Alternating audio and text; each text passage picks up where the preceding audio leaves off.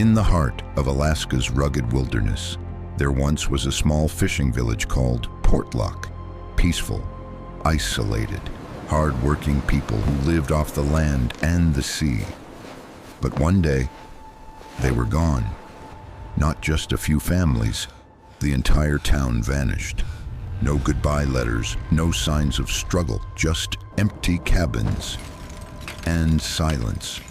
Locals whispered about something dark in the woods, something that hunted men, tore them apart, and left their bodies scattered like warnings. To this day, no one knows exactly what happened here, but the people who live nearby still refuse to go near Portlock, not after what they saw and heard. Tonight, we're diving deep into one of Alaska's most chilling mysteries. What really happened in Portlock, Alaska, the town that vanished overnight? The first scream was swallowed by the wind. No one should have been able to hear it, not out there, miles from the nearest road, surrounded by nothing but black pines and the constant hiss of the sea. But Ethan Cole swore that even through the roar of the storm, he'd heard a human voice. It was sharp, cut short, like the sound of someone realizing too late that they weren't alone. When the wind died, the silence was worse. The rain softened, tapping against the nylon of the tent like impatient fingers. Ethan sat up, heart pounding, the cold seeping into his lungs. Across from him, Mark stirred under his sleeping bag. Lucas had already unzipped his hand, reaching for the rifle leaning by the entrance. What was that? Mark's voice was a whisper. Could have been a tree falling, Lucas said, though his tone betrayed him. He didn't believe it. None of them did. Outside, something moved. Not fast, not clumsy, each step deliberate, heavy enough to be felt through the ground. 3 men, experienced, rational, capable, sat frozen like children waiting for the monster under the bed to reveal itself. Then came the sound that shattered every logical thought in Ethan's head. The crunch of branches, the slow drag of a heel, and beneath it all, something breathing. Before we dive deep into this terrifying true mystery, take a second to subscribe to the channel if you love real stories about the unexplained. It's the best way to support our work and help us keep exploring the darker corners of the world. Stories like this one, where truth and nightmare blur together. Now, let's go back to where it all began. In the summer of 1974, Ethan Cole, Mark Davis, and Lucas Grant had planned a simple hunting trip, 4 days deep in the wild expanse of Alaska's Kenai Peninsula. The idea was to disconnect, to breathe again after months of stress and routine. Ethan had been a park ranger for nearly a decade, trained to track, to navigate, to read the signs of nature like words on a page. Mark, a mechanic from Anchorage, was the group's optimist, the one who laughed too loudly and claimed he wasn't afraid of anything with fur. Lucas, a former Marine, was the quiet type, the kind of man who trusted what he could see and shoot, and little else. They'd met years earlier through volunteer search and rescue work. Tough men, skilled men, men who didn't believe in ghost stories. By the time they reached Dogfish Bay, the last rays of sunlight had already begun to dissolve into the horizon. The air smelled of salt and wet moss, thick with the kind of stillness that made even the waves seem hesitant. They anchored their small boat near the shore and hauled their gear through the sand, laughing as the wind whipped across their faces. Ethan was the first to notice how strange the silence felt once the engine cut off. In the wilderness, quiet usually meant safety, the absence of predators. But this was different. The silence felt expectant, like the land itself was holding its breath. They set up camp near a line of spruce trees, their branches heavy with rain. The plan was to hunt caribou inland over the next few days. maybe fish the shallows if the weather allowed. Everything looked perfect, until the storm came. By nightfall, the sky had turned into a churning bruise. Thunder rolled across the water, echoing between the cliffs like distant artillery. The men secured their tents, stashed food in sealed containers, and tried to laugh it off. "Alaska wants to see if we're serious," Mark joked, tightening a rope line. But the storm had other intentions. Winds screamed through the trees, bending trunks like twigs. Rain hammered down, relentless and cold.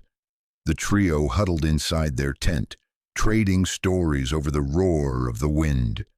Around midnight, the laughter died.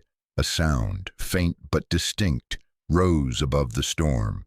At first, Ethan thought it was the canvas snapping loose, but the rhythm was wrong. It wasn't wind, it wasn't rain, it was footsteps, slow, heavy, circling. Lucas turned off his flashlight. The sudden darkness pressed down on them like a weight. "Bear?" Mark mouthed. Ethan listened. Bears were common, but this wasn't a bear. The steps were too steady, too even. Bears lumbered. This sounded like something walking upright, careful not to make noise, but failing. It stopped near the tent's entrance. The next 30 seconds stretched into eternity. None of them breathed. The rain softened. The wind held its breath, and in that fragile silence something exhaled. A deep, guttural sound, low and close. Then, nothing. When dawn came, the storm had passed. The beach was littered with seaweed and branches, the world washed clean. But outside their tent, Ethan found something that made his stomach drop.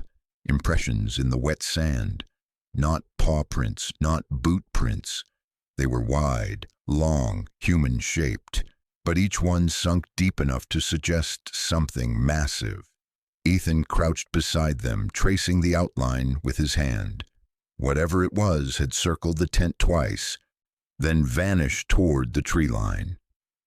Lucas joined him, jaw clenched. "Could be erosion," he muttered.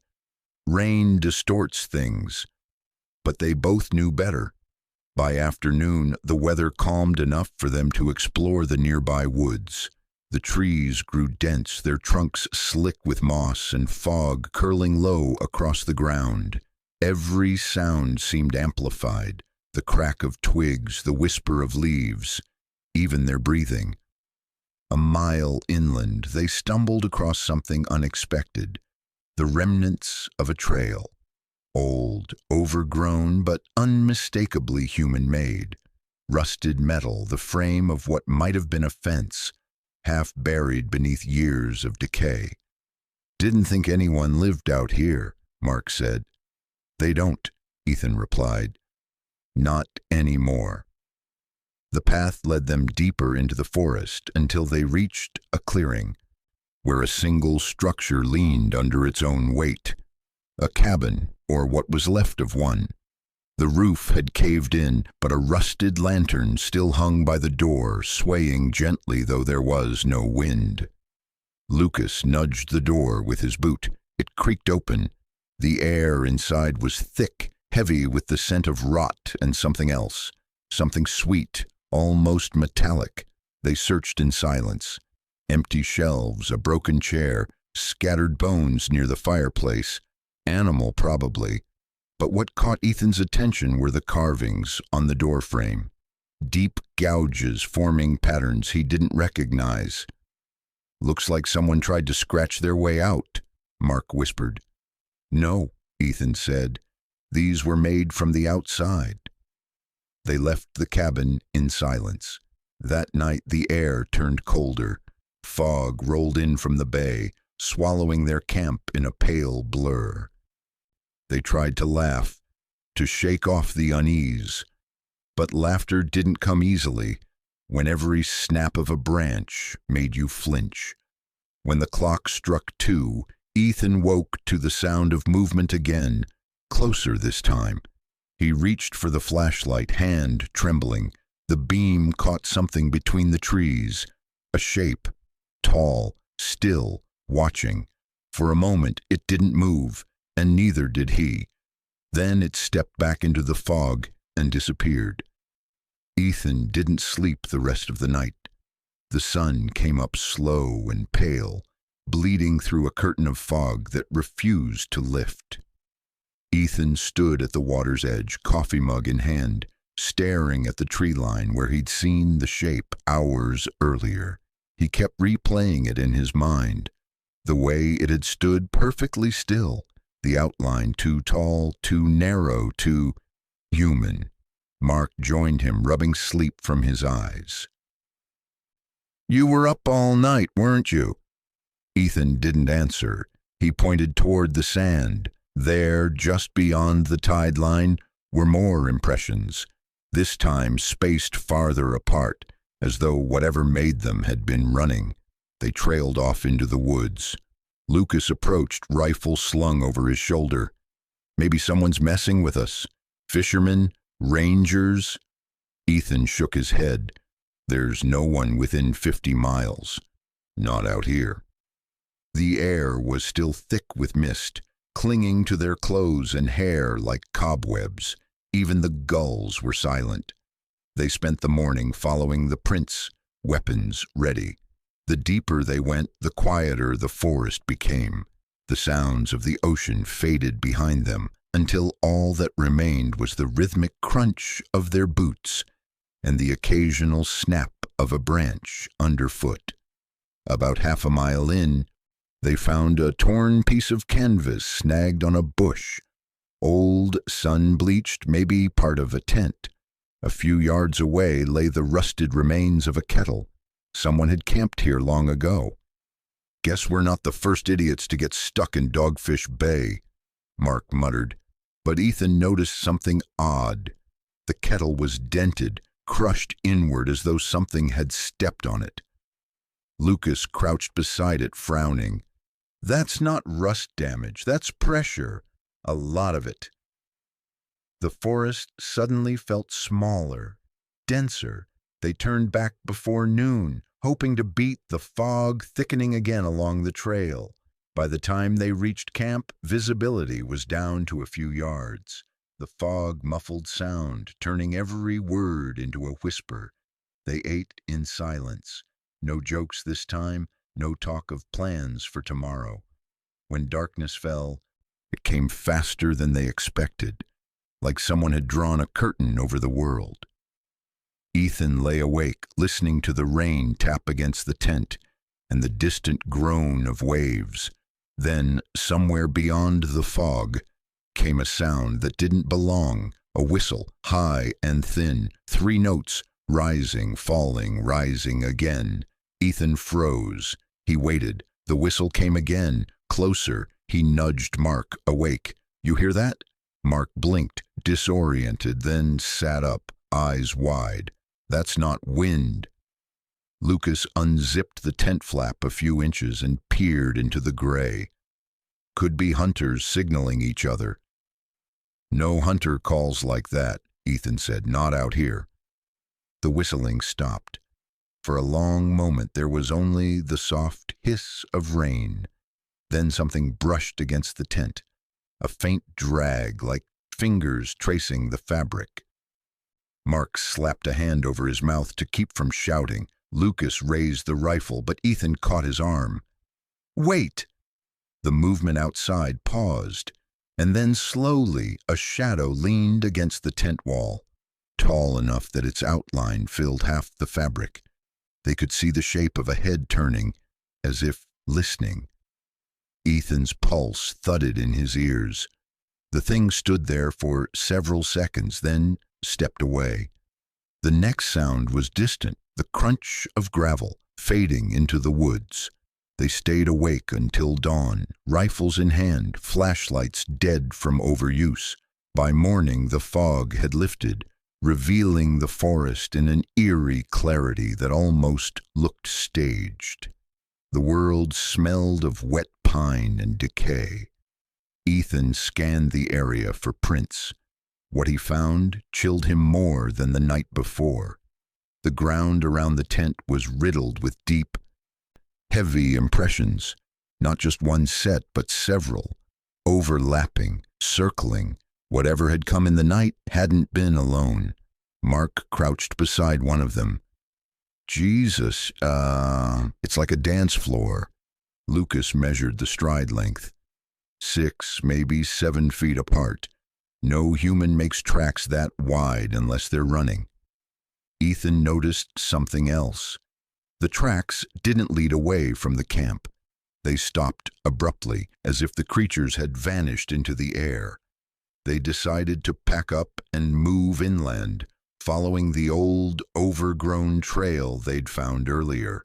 The air was thick with tension, each man glancing over his shoulder as though expecting to see the fog take form behind him.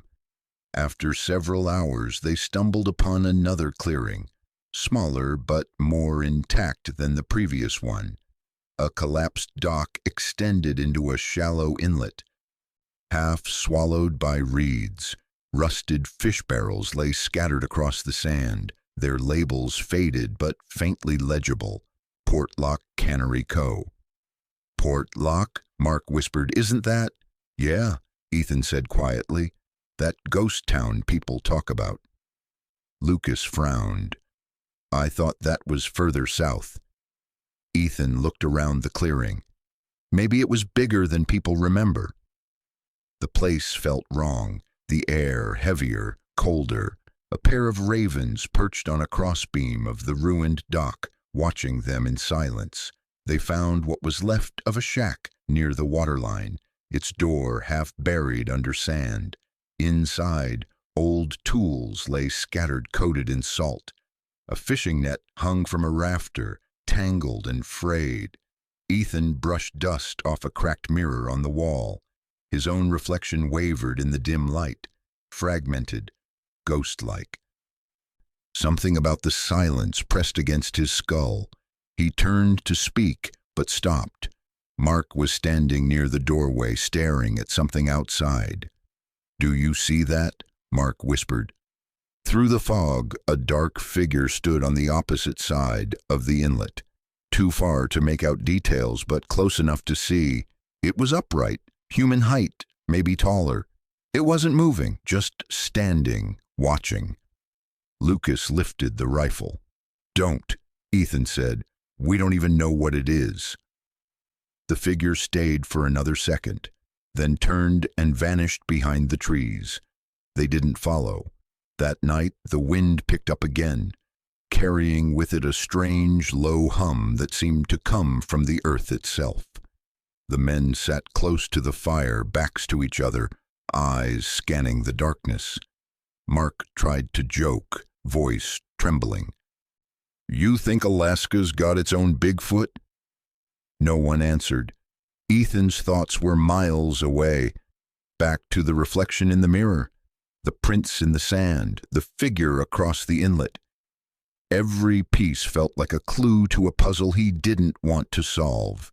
He lay down eventually, exhaustion winning over fear, but sleep brought no rest. He dreamed of footsteps circling the tent again, slower this time, and a whisper he couldn't quite understand. When he woke, he thought for a moment the dream had followed him into the real world. The fog outside pulsed with pale light, flickering faintly, like lanterns moving in the trees. He reached for his flashlight. The beam caught movement by the shoreline, a flash of something enormous sliding between the rocks, leaving ripples in the water, though nothing broke the surface. For a heartbeat, Ethan considered calling the others, but some instinct, ancient and animal, told him not to make a sound. The light flickered again. Then everything went dark. He could hear it breathing. Ethan kept perfectly still. The breath was close, behind him, then beside him, then gone. The night pressed in like a hand over his mouth. He turned the flashlight back on. The beam trembled across fog and rock, but caught nothing. No eyes, no shape, only mist that folded back into itself. A shout tore through the silence. "Ethan!" It was Mark, his voice high and raw. Ethan sprinted toward camp, the beam jerking wildly through the darkness. He found the tent half collapsed, the fire reduced to red coals. Lucas stood a few feet away, rifle raised. "Something was here," Lucas said. "It touched the tent." Ethan scanned the ground. The sand was churned up, footprints scattered and confused, but he could see the same wide depressions as before. They circled the camp and stopped where Lucas now stood. Mark's face was pale. "I swear I saw a hand, long fingers like a person's, but wrong." "Could have been shadows," Ethan said, though he didn't sound convinced. They packed up before dawn. None of them wanted to admit how relieved they were to see the first hint of daylight, gray and thin over the bay. By mid-morning, the fog began to thin. They followed the shoreline west, keeping the forest to their right and the water to their left. Driftwood littered the sand, some pieces charred black as if from old fires. Every few hundred yards, Ethan marked their location on his notepad. He wanted proof, something real to anchor himself to. Lucas walked ahead, scanning the tree line with the rifle.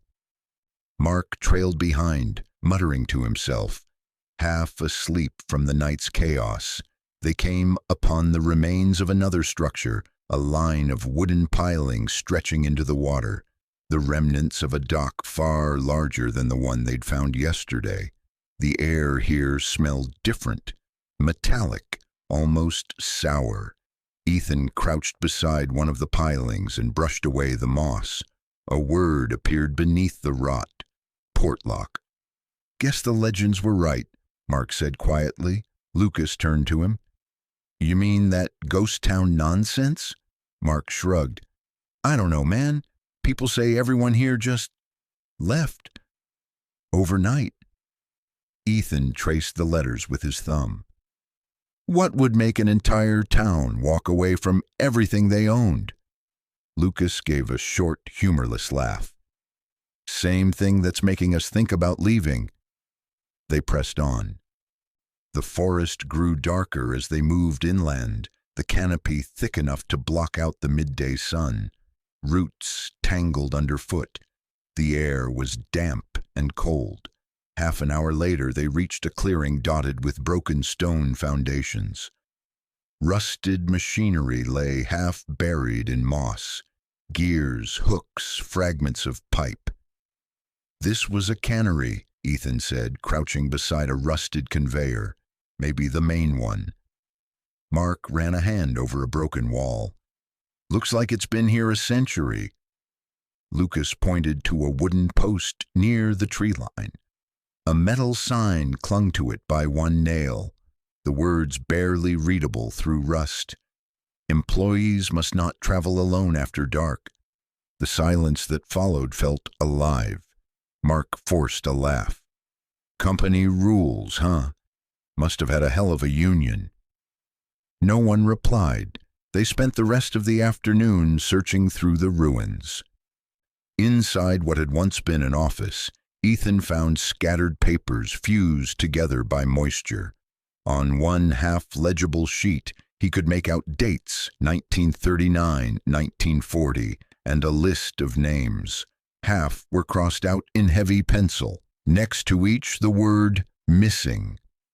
He folded the paper and slipped it into his jacket.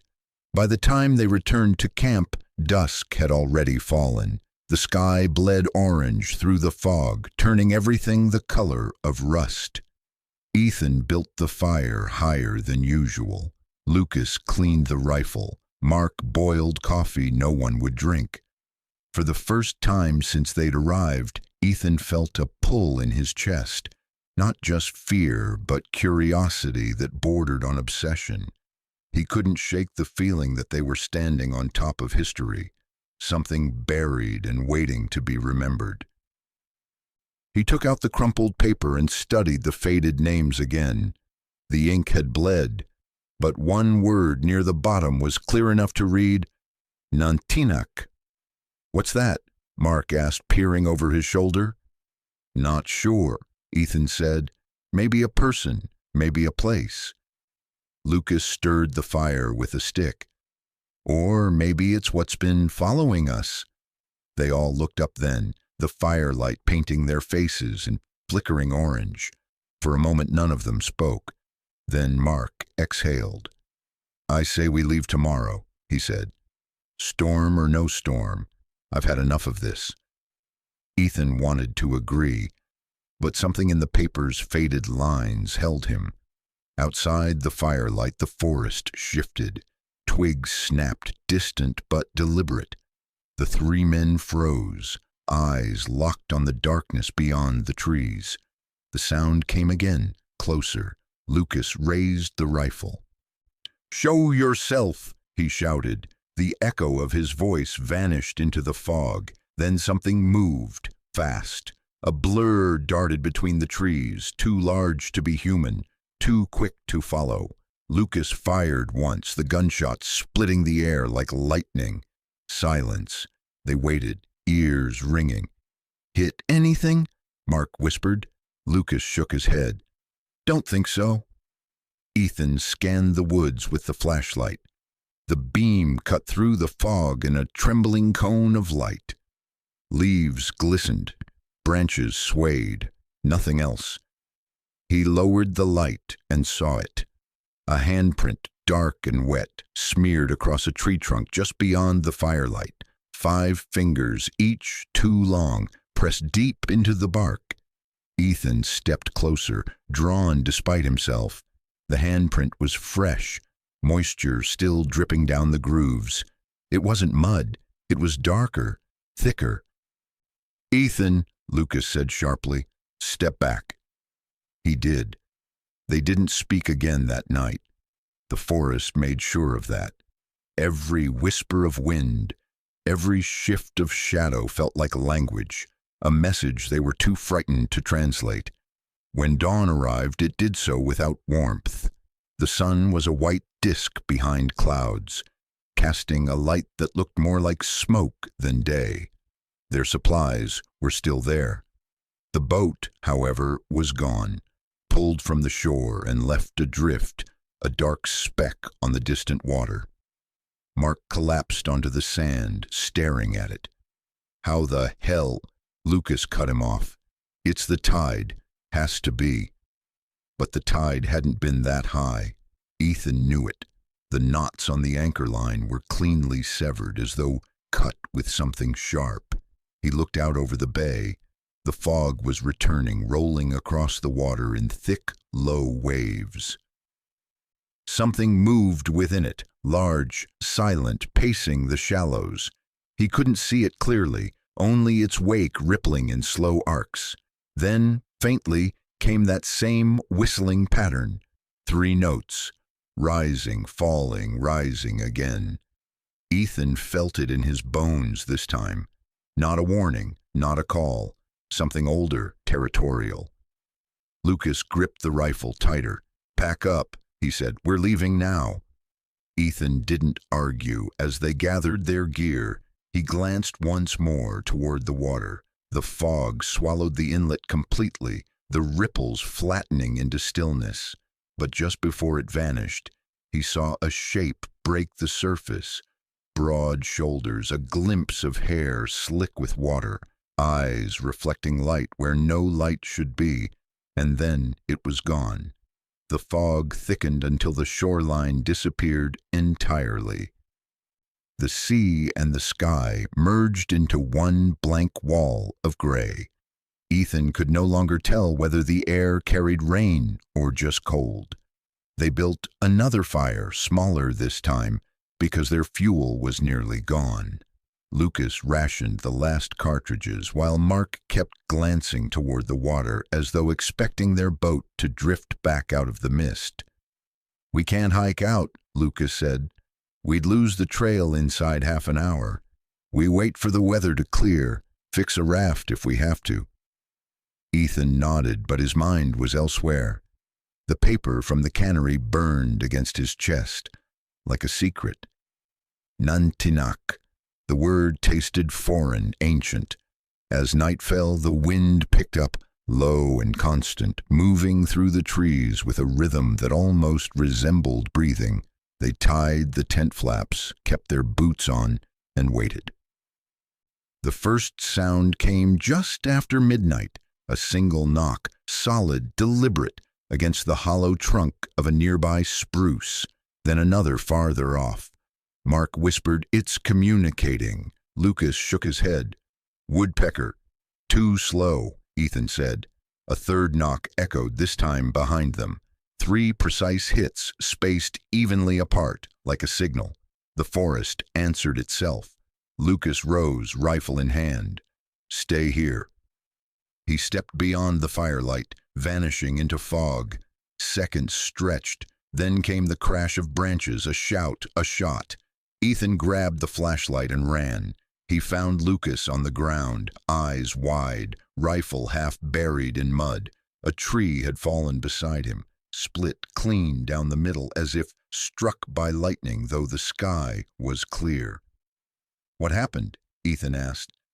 Lucas pointed toward the trees, mouth trembling. It pushed the damn tree." They dragged him back to camp. His hands shook so badly he couldn't reload. Mark pressed a flask into his palm.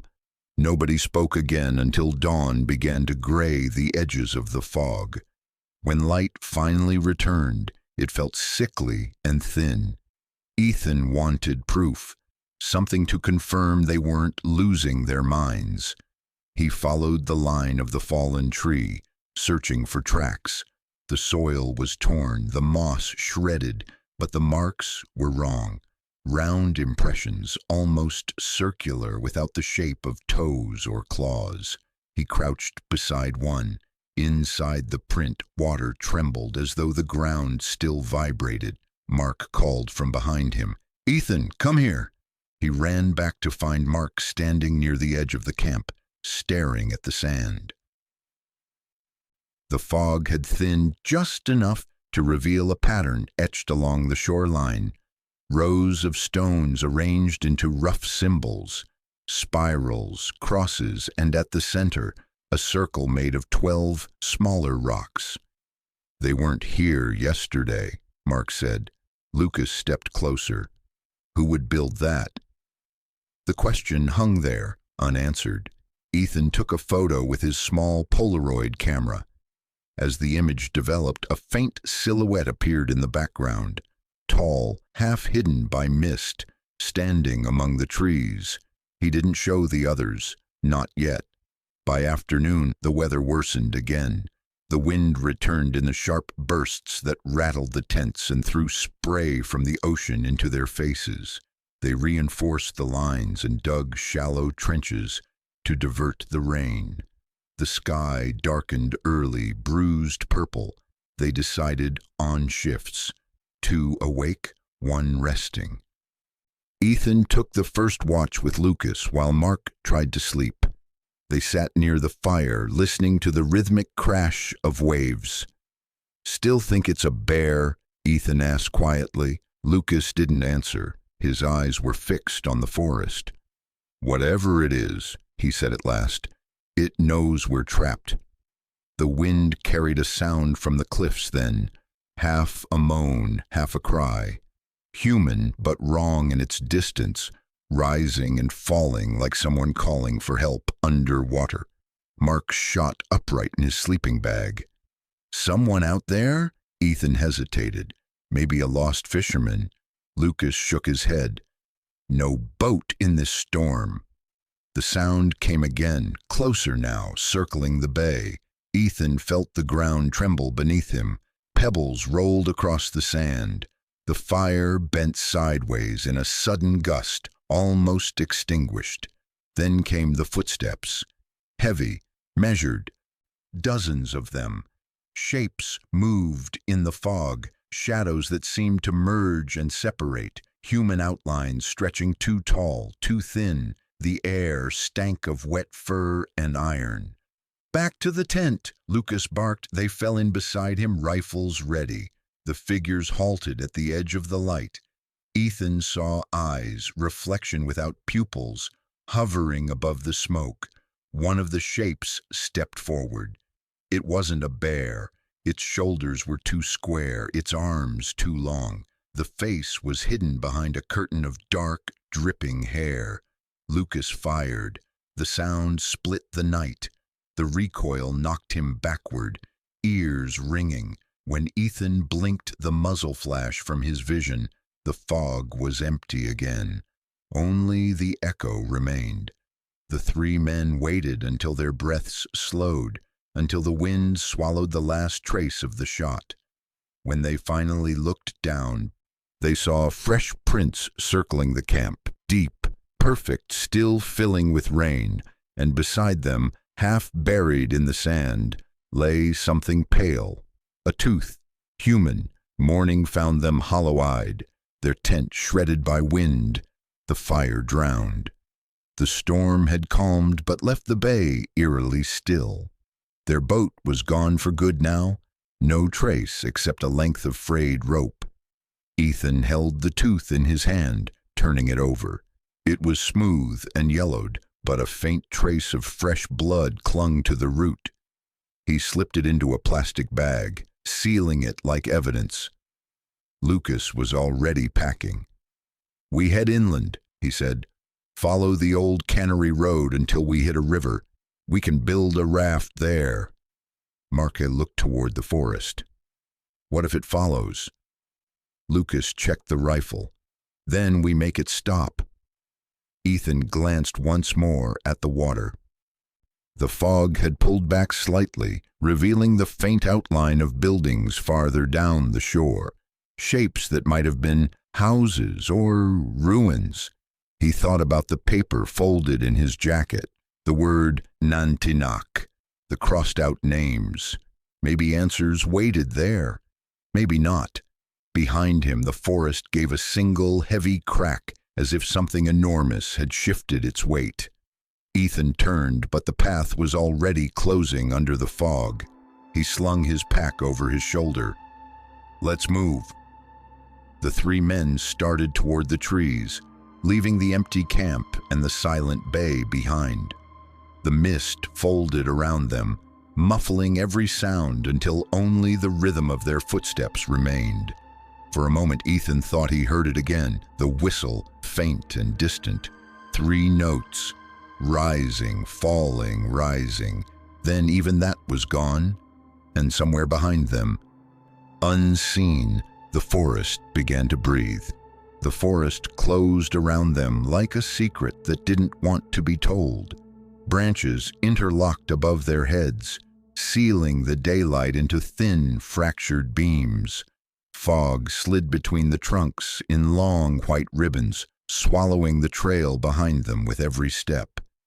Ethan led the way, compass in hand, though the needle spun as if confused by the magnetic pull of the cliffs. He tried to ignore it. The air tasted of sap and something faintly metallic. Iron, maybe blood. Lucas walked behind him, the rifle balanced across his chest. Mark followed last, dragging his boots through mud that clung like wet cement. None of them had spoken since they left the bay. By noon, the fog lifted just enough to reveal the slope ahead. At its base, a stream cut through the forest, narrow but fast, curling like a silver thread towards the mountains. Ethan stopped to refill his canteen and caught sight of a series of wooden posts jutting from the bank. "Looks man-made," he said. Lucas knelt beside one. "Bridge used to stand here." He pointed to the notches where planks had once been fitted. "Whoever built it left in a hurry." Mark scanned the woods. Or didn't leave at all. A gust of wind carried the smell of smoke. Old, burned wood, faint but undeniable. They followed it upstream until the trees thinned and a clearing opened before them. Half buried under moss and ferns stood the skeletons of half a dozen cabins. Tin roofing sagged inward, walls collapsed under their own rot. A rusted sign leaned against a stump. Portlock Cannery Housing, authorized personnel only. They had found the heart of the forgotten town. Ethan stepped inside the first cabin. The floor groaned beneath his weight. A stove sat in one corner, still packed with ash. An overturned chair lay nearby. On the wall above it hung a photograph, the glass cracked but the image clear. A group of men in heavy coats standing beside barrels marked Portlock Salmon Co. Their smiles looked forced, brittle, as if the camera had captured more fear than pride. Mark picked up a child's shoe from the debris. People lived here, families. Lucas moved toward the window, eyes scanning the tree line. And they left everything behind. Ethan flipped open his field notebook and began sketching the layout. Every instinct told him to keep a record. He didn't know what they were uncovering, but he wanted proof that it existed. When he reached the doorway again, something shimmered at the edge of the clearing, a brief flash. Like sunlight reflecting off metal, he raised the binoculars. Nothing, only fog curling through the trees. Still, the feeling of being watched clung to him like damp air. They moved from house to house collecting scraps. A rusted lantern, a fragment of newspaper dated 1949. The headline too faded to read. Inside the last cabin, they found a diary sealed in a tin lunchbox. The paper had gone soft with moisture, but one line was still legible. "We hear them again tonight, not men, not animals. The trees move when they walk." Mark read it aloud, then folded the page shut with shaking hands. Maybe this was why they ran. Lucas looked to Ethan. "What's the plan? You think this has anything to do with those things back at the bay?" Ethan hesitated. "I think whatever drove these people out might never have left." The wind shifted then, cold and sudden as though the forest had sighed. They made camp near the stream that night. The ruined cabins loomed in the fog like headstones. Ethan set a perimeter of small fires, more for comfort than safety. Mark couldn't stop staring into the dark. "It's too quiet. No birds, no insects, nothing." "Could be the weather," Lucas said, but even he sounded unconvinced. They ate in silence. When the fire burned low, Ethan pulled the diary from his pack and turned to the next page. The handwriting slanted sharply, the ink smeared as if written in haste. "Another man gone? The foreman says it's bears, but we found the prints. They walk upright. We begged the preacher to bless the bay, but he left before dawn." Ethan closed the book. These people weren't just scared. They were hunted. Mark rubbed his arms. Hunted by what? No one answered. Sometime after midnight, a light appeared across the stream, soft at first, then pulsing brighter, weaving through the trees. Ethan grabbed his flashlight and stood. Lucas caught his arm. "Don't!" "It's moving toward us," Ethan said. The glow drifted closer until it hung above the water, faintly blue like a lantern floating in mist. Ethan raised his light and flashed it once, twice. The blue light flickered in response, then vanished. A second later, the air filled with a deep, vibrating hum, so low it felt inside the bones rather than the ears. The fires hissed and died out. "Run!" Lucas shouted. They scrambled across the clearing, tripping over roots, gear clattering behind them. Ethan's flashlight cut through the fog in jerks, catching glimpses of tree trunks and something large moving between them, shadows too tall, too fast. He could hear Mark's breath ragged beside him, Lucas behind, the heavy rhythm of pursuit closing in. They broke from the forest onto open ground. The hum stopped. Silence rushed back, heavy and absolute. For a long time, none of them spoke. Then Mark let out a strangled laugh. "Tell me that was a trick of the light." Ethan looked at the trees. If it was, I don't want to know the trick. They stayed awake until dawn, rifles across their knees, waiting for the sound to return. It didn't. The forest gave them a reprieve, or perhaps it simply wanted them to move deeper. When morning came, the fog had lifted just enough to reveal something new downstream, a narrow path of flattened reeds leading away from the water. Footprints, large, bare. And at the end of the trail, nailed to a tree with a rusted spike, was another page from the same diary. The words were scrawled in frantic strokes. "Do not whistle after dark, it calls them."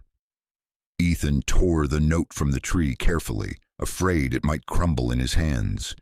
The ink had bled in the rain, but the words were desperate, carved more than written, as if whoever left them had run out of time. Mark stared at it.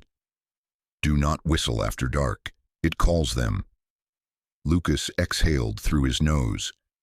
Maybe some old superstition. People up here have plenty of those. Ethan folded the paper and slipped it into his pack. Old or not, whoever wrote that died believing it. They followed the trail of footprints deeper into the forest. The prints were clear, bare feet, long, wide, with a deep pressure at the heel, as if the creature carried enormous weight. The stride was over 6 feet. Occasionally one print pressed so far into the mud that water seeped into it slowly, like a wound bleeding. "Whatever made these," Mark said, "it wasn't human." They climbed through thick underbrush until the path ended at a cliff overlooking the inlet. Below, they could see the ruins of another settlement, a handful of buildings half sunk into the swampy ground, roofs caved in, windows dark. A narrow wooden structure stood apart from the others, a tower maybe 20 feet high, with the remnants of a ladder nailed to its side. Lucas shaded his eyes. A lookout post. Trappers used to build those to spot bears. Ethan nodded. "Let's check it." They descended the cliff slowly, boots slipping on wet rock. At the base, the air felt different, heavier, charged. The smell of decay was thick, the kind that seeps into the throat and clings there. The tower creaked in the wind as they approached. A sign nailed to the base read, "Watch Post 3, keep fire lit." Ethan climbed first, the wood soft and groaning under his weight. At the top, the platform was littered with old supplies, ammunition boxes, a broken lantern, a canteen turned green with corrosion.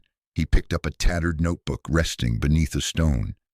The first page was dated 1949. Second watch. The noises started again at dusk, something moving between the trees. We fired warning shots. No response. The men say it whistles. He turned the page. "The foreman wants to evacuate. Says we can't lose any more workers. But where would we go? The forest won't let us leave." The last entry was written in a shaky hand. "It came to the fire tonight. Tall as 2 men, eyes like ice. When the flames died, it waited." Ethan felt the hairs rise on his arms. From below, Mark called up, "Find anything?" "Just confirmation," Ethan muttered. Lucas climbed halfway up the ladder, his face grim. "We've got a problem." Ethan looked down. "Fog's coming back." Already the edges of the swamp were blurring, the trees fading into white. The mist rolled in fast, thick as smoke, curling around their legs. Ethan stuffed the notebook into his pack and climbed down. "We need shelter." They sprinted toward the nearest structure, a small shack with one intact wall and a rusted metal roof. The door was missing, but it would have to do.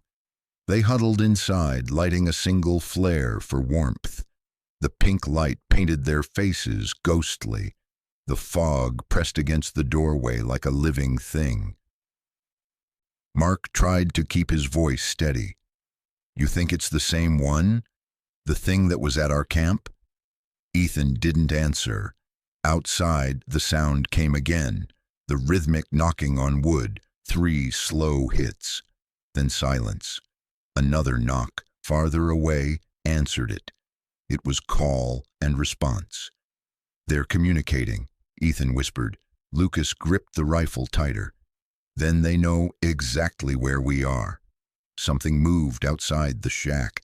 Heavy, dragging footsteps that stirred the mud. The flare's light flickered as if reacting to the vibrations. Ethan motioned for silence. A shadow passed across the doorway, broad shoulders, a stooped neck. It paused, sniffing. Then, with a sound like claws scraping metal, it dragged its hand down the outer wall. Mark's breathing turned ragged. "It's marking us." Lucas raised the rifle, but Ethan grabbed his arm. "If you shoot, it'll bring more." The creature's breathing deepened, guttural, close enough that they could smell it, wet earth and rotting meat. Then came the whistle. 3 notes, rising, falling, rising. The flare sputtered and died. Darkness swallowed the room. Something slammed against the shack, hard enough to knock dust from the ceiling. Wood splintered. Another blow followed, and another. "Move!" Lucas shouted. They burst through the opposite wall, stumbling into the fog. Ethan ran blindly, crashing through ferns, Mark and Lucas close behind. The air felt thick, resistant, as if the fog had turned to water. Behind them came the pounding of footsteps, 2, 3, then many, merging into one thunderous pursuit. A hand brushed Ethan's shoulder, cold and rough, but when he spun, nothing was there. They broke into a clearing and collapsed, gasping. The fog thinned just enough to show the outline of a large structure ahead. Stone, not wood, its roof intact. A church, or what was left of one. The steeple leaned dangerously, but the doors still stood, iron-banded and shut. Lucas shoved them open, and they stumbled inside. The interior smelled of mildew and ash. Broken pews lay scattered across the floor. A faded crucifix hung crooked above the altar. Mark dropped to his knees, breathing hard. Holy ground. Maybe they can't come in. Ethan wasn't sure he believed it, but the silence that followed was almost sacred. The pounding outside had stopped. Lucas checked the rifle's chamber. "We wait till dawn. If they want to fight, we give them one." Ethan moved toward the altar. Beneath it, half buried in dust, he found a wooden box. Inside lay small bones, maybe animal, arranged in a circle. Carved into the lid were symbols identical to the ones they'd seen on the beach. He looked up. This church wasn't built for worship. Mark frowned. Then what the hell was it built for? Ethan ran a hand over the carvings. To keep something out, or to keep something in. The wind outside rose again, howling through the broken steeple. The sound twisted, almost human, a wail that made the walls tremble. They huddled together near the altar, rifles ready, listening as the fog pressed against the windows, forming shapes that almost looked like faces. Ethan clutched the diary page in his pocket and realized something terrifying. The words weren't just a warning, they were a ritual. Do not whistle after dark. He understood now. The whistle wasn't the creature's voice. It was its summons, and someone had already called. They didn't sleep. When dawn finally came, it did so without fanfare, a dim gray glow leaking through the broken stained glass. The fog had retreated, but the ground outside was scarred with prints. Hundreds of them circling the church like worshippers around a shrine. Lucas stepped outside first, rifle up. "They're gone," he said. Ethan joined him, squinting at the horizon. The forest ahead looked different in daylight, less alive, more skeletal. He turned back to Mark. "We can't stay here. Whatever's hunting us isn't just territorial, it's protecting something. Mark gestured toward the altar. That thing in the box? Ethan shook his head. No, the town. Lucas nodded. Then let's find out what's left of it. They packed their gear and began walking east, following what remained of the old road. Behind them, the fog rose again, coiling through the trees like smoke returning to a fire. The forest watched them go. The road east was little more than a suggestion. Two faint grooves half swallowed by moss, leading into a stretch of forest where the light seemed thinner. Ethan moved carefully, marking trees with chalk so they wouldn't lose their way. Every few hundred yards they passed the remains of tools, rusted saw blades, crushed lanterns, twisted nails embedded in tree trunks that had grown around them. Each piece felt like a fragment of a story the land refused to tell. By mid-afternoon, the clouds broke open and sunlight spilled through, weak but welcome. The forest steamed. Mark laughed softly, half from relief. See, nothing out here but ghosts and bad weather, he said. Lucas didn't smile. Ghosts don't leave footprints. Ethan walked a few paces ahead and stopped. At the base of a fallen tree, half hidden by ferns, lay a row of stones set in a deliberate line. When he brushed the moss away, he saw letters carved into them. Worn but still legible. R. Howard, 1948.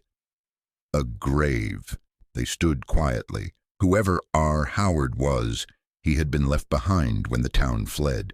Mark crossed himself out of instinct. You think he's the only one? Ethan looked around. The shapes of other stones hid among the weeds. No, he said, this was their cemetery. The realization sat heavy in the air. For the first time, the forest didn't feel hostile. It felt mournful. As they turned to leave, a woman's voice called from behind them. You shouldn't be here. They spun. At the edge of the clearing stood a figure wrapped in a dark coat, a hood pulled low over her face. She was small, weathered, but her eyes were sharp, the kind that had learned to watch before speaking. Lucas raised a hand, not the rifle. We didn't mean to trespass. We thought this place was abandoned. The woman stepped closer. It was, she said, for good reason. Ethan lowered his pack. You live out here?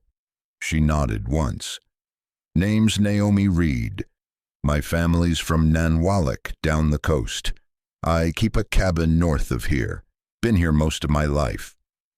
Her voice carried a calm authority that immediately changed the air between them. Ethan gestured toward the graves.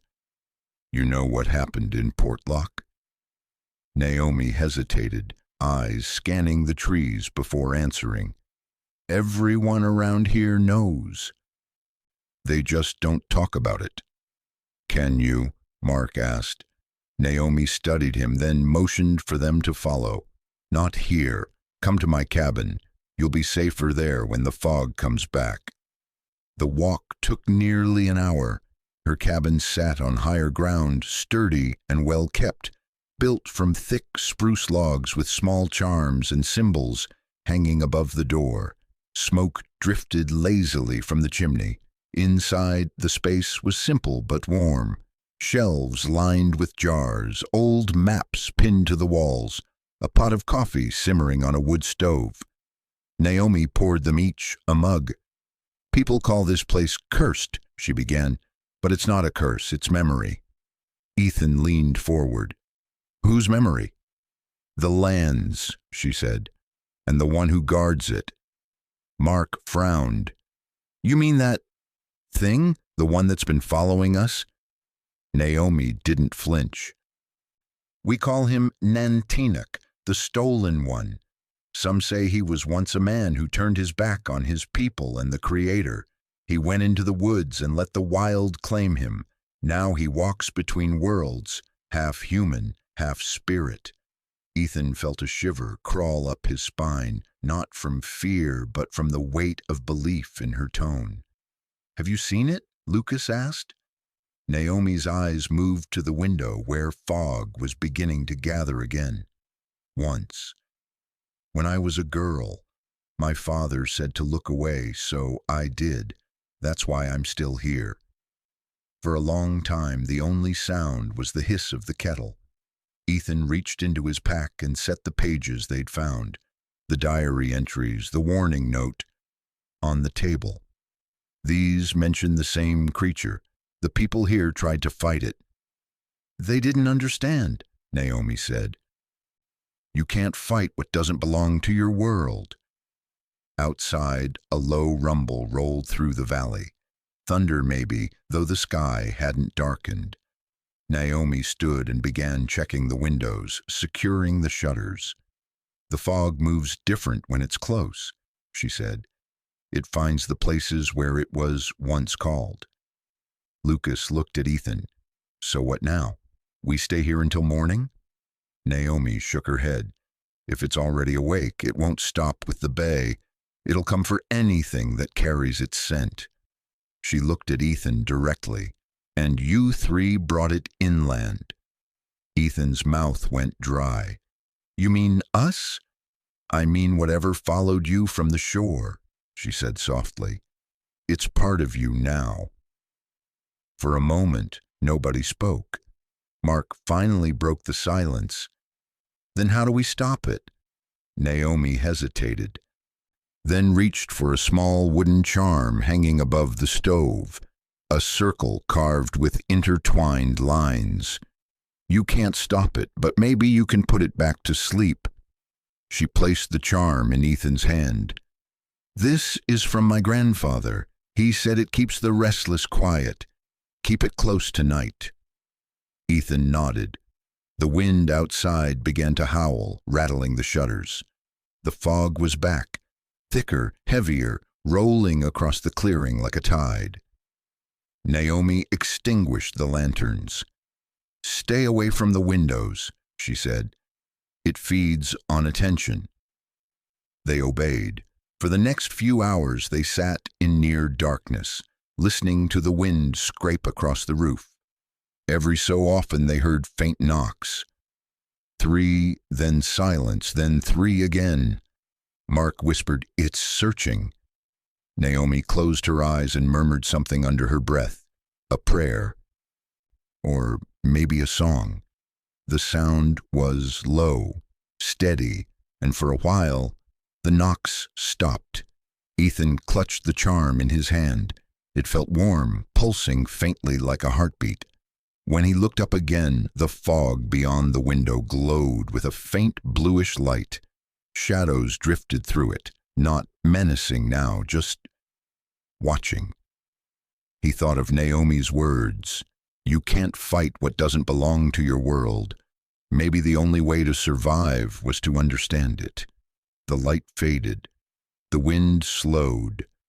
At last the forest was quiet again. Naomi broke the silence. "You'll need to see where it began," she said. "The heart of Portlock is still out there. The cannery tunnels beneath the cliffs. That's where they woke it." Ethan nodded slowly. "Then that's where we go." Morning found them tired but alive. Naomi gave them supplies, dry food, a compass that worked better than Ethan's, and 3 of the carved charms. "Stay together," she warned. "If you hear the whistle, don't answer. Just keep walking." They thanked her and started down the trail toward the coast again.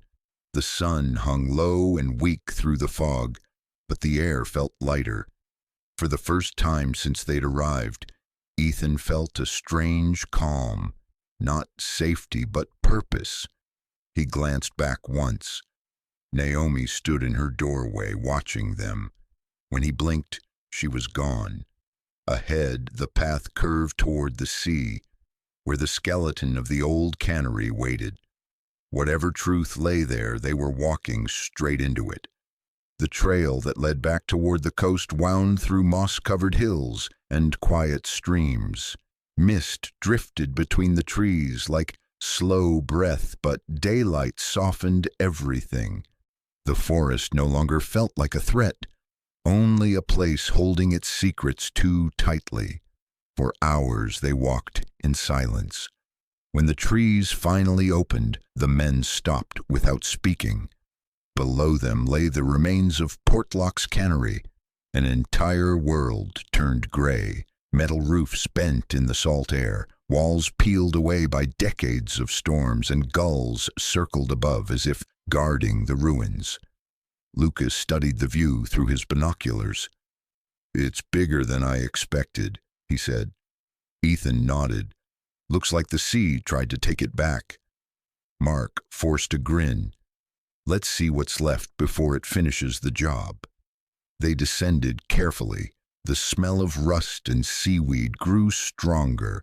Every board and bolt whispered about people who had worked here, laughed here, maybe even dreamed that this corner of Alaska could become something lasting.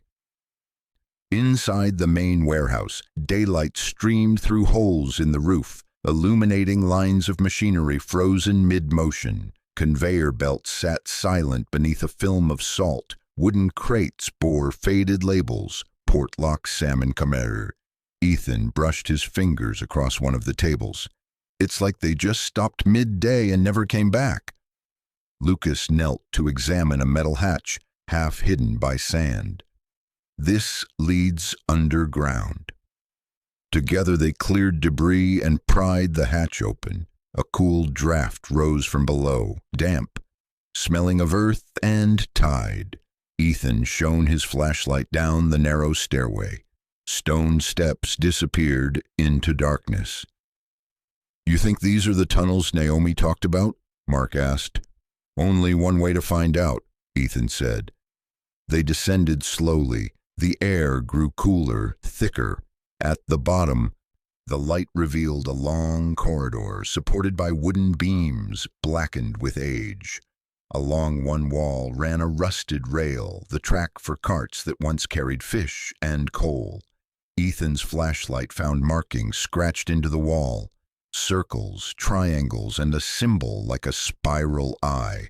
Mark traced it gently. Same design as on that charm. Lucas stepped closer, frowning. Maybe it was the company's logo. Ethan shook his head. "No logo looks like that. These were carved by hand." They followed the tunnel until it opened into a wide chamber where the ceiling had partially collapsed. Pools of seawater mirrored their light. In the center stood a wooden post with a metal plate nailed to it. The words were faint but readable. "Danger! Unstable caverns! Keep out!" Mark gave a low whistle. "Guess we ignored that memo." "Let's take a quick look and head back," Lucas said. Beyond the warning sign, the tunnel narrowed again and curved toward the sound of trickling water. At the end, they found a small underground stream running straight through the rock.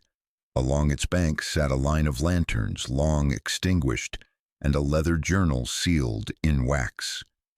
Ethan picked it up carefully. The cover bore a single name, E. Miller. Inside, the writing was neat, measured, records of daily life at the cannery, shipments, wages, storms. Then, halfway through, the tone changed. "Something hums in the tunnels at night. The men hear it when the tide turns. It feels like the earth remembering us. The foreman says to keep working, but the walls move. I saw them breathe." The last entry was dated 1949, the same year the town vanished. Ethan closed the book. These people weren't imagining things. Something happened down here, something geological maybe. The ground could have shifted, made sounds. They turned it into legend. Lucas looked up at the dripping ceiling. "You really think that's all it was?" Before Ethan could answer, a distant rumble echoed through the tunnel. Not loud, just deep enough to make the rail beneath their feet tremble. Pebbles rolled from the ceiling. "Earth settling," Ethan said quickly, though his voice was too tight to convince himself. "Let's go." They retraced their steps toward the surface. At the ladder, light from above shimmered silver in the dust. When they climbed out, the sky had cleared, the bay glittering beneath an evening sun. Mark exhaled with relief. Fresh air never smelled so good. Lucas smiled faintly for the first time in days. "We've got proof now, the journal, the carvings. Maybe this was just a story that got away from the truth." Ethan wasn't sure. The hum he'd heard underground still rang faintly in his chest, like a vibration that hadn't quite stopped. He turned toward the cliffs and saw the fog beginning to form again far out at sea. "We should get back to Naomi's before dark," he said. They reached her cabin at dusk. Naomi stood outside, watching the horizon. When she saw them, she nodded as if she'd already known they would return. "You went to the tunnels," she said. Ethan held out the journal. "We found this." Naomi opened it carefully, skimming the pages. E. Miller was the foreman. "My grandfather worked under him." She closed the book and looked toward the distant cliffs. "He told us the ground there was alive. When they dug too deep, it started to sing. The song never stopped." Mark shifted uneasily. "We heard a vibration down there, could just be the tide." Naomi smiled sadly. "Maybe.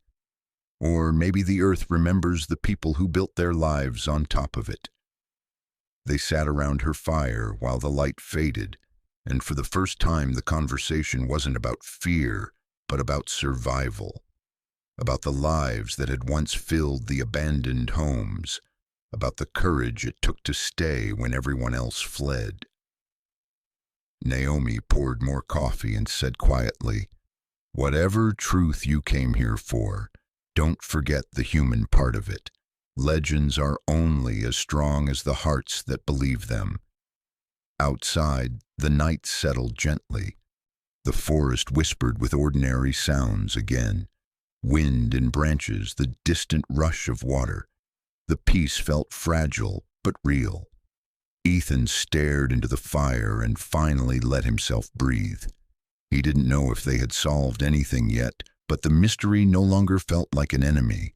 It felt like a story that wanted to be understood, and that, he thought, was reason enough to stay a little longer. The next morning dawned clear for the first time since they'd arrived on the peninsula. A thin mist clung to the treetops, but sunlight poured through the breaks, setting the grass and leaves sparkling with dew. It felt like the world had paused to let them rest. They ate breakfast on Naomi's porch, coffee, bread, dried berries, simple food that tasted better than anything Ethan could remember.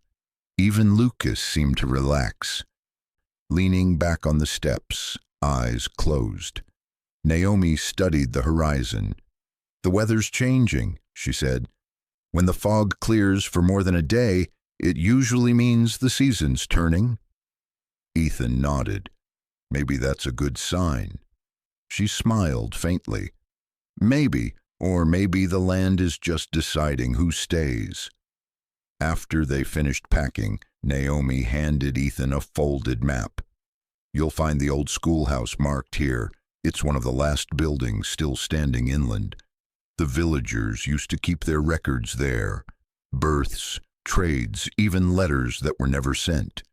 If you want to understand what happened to Portlock, start there."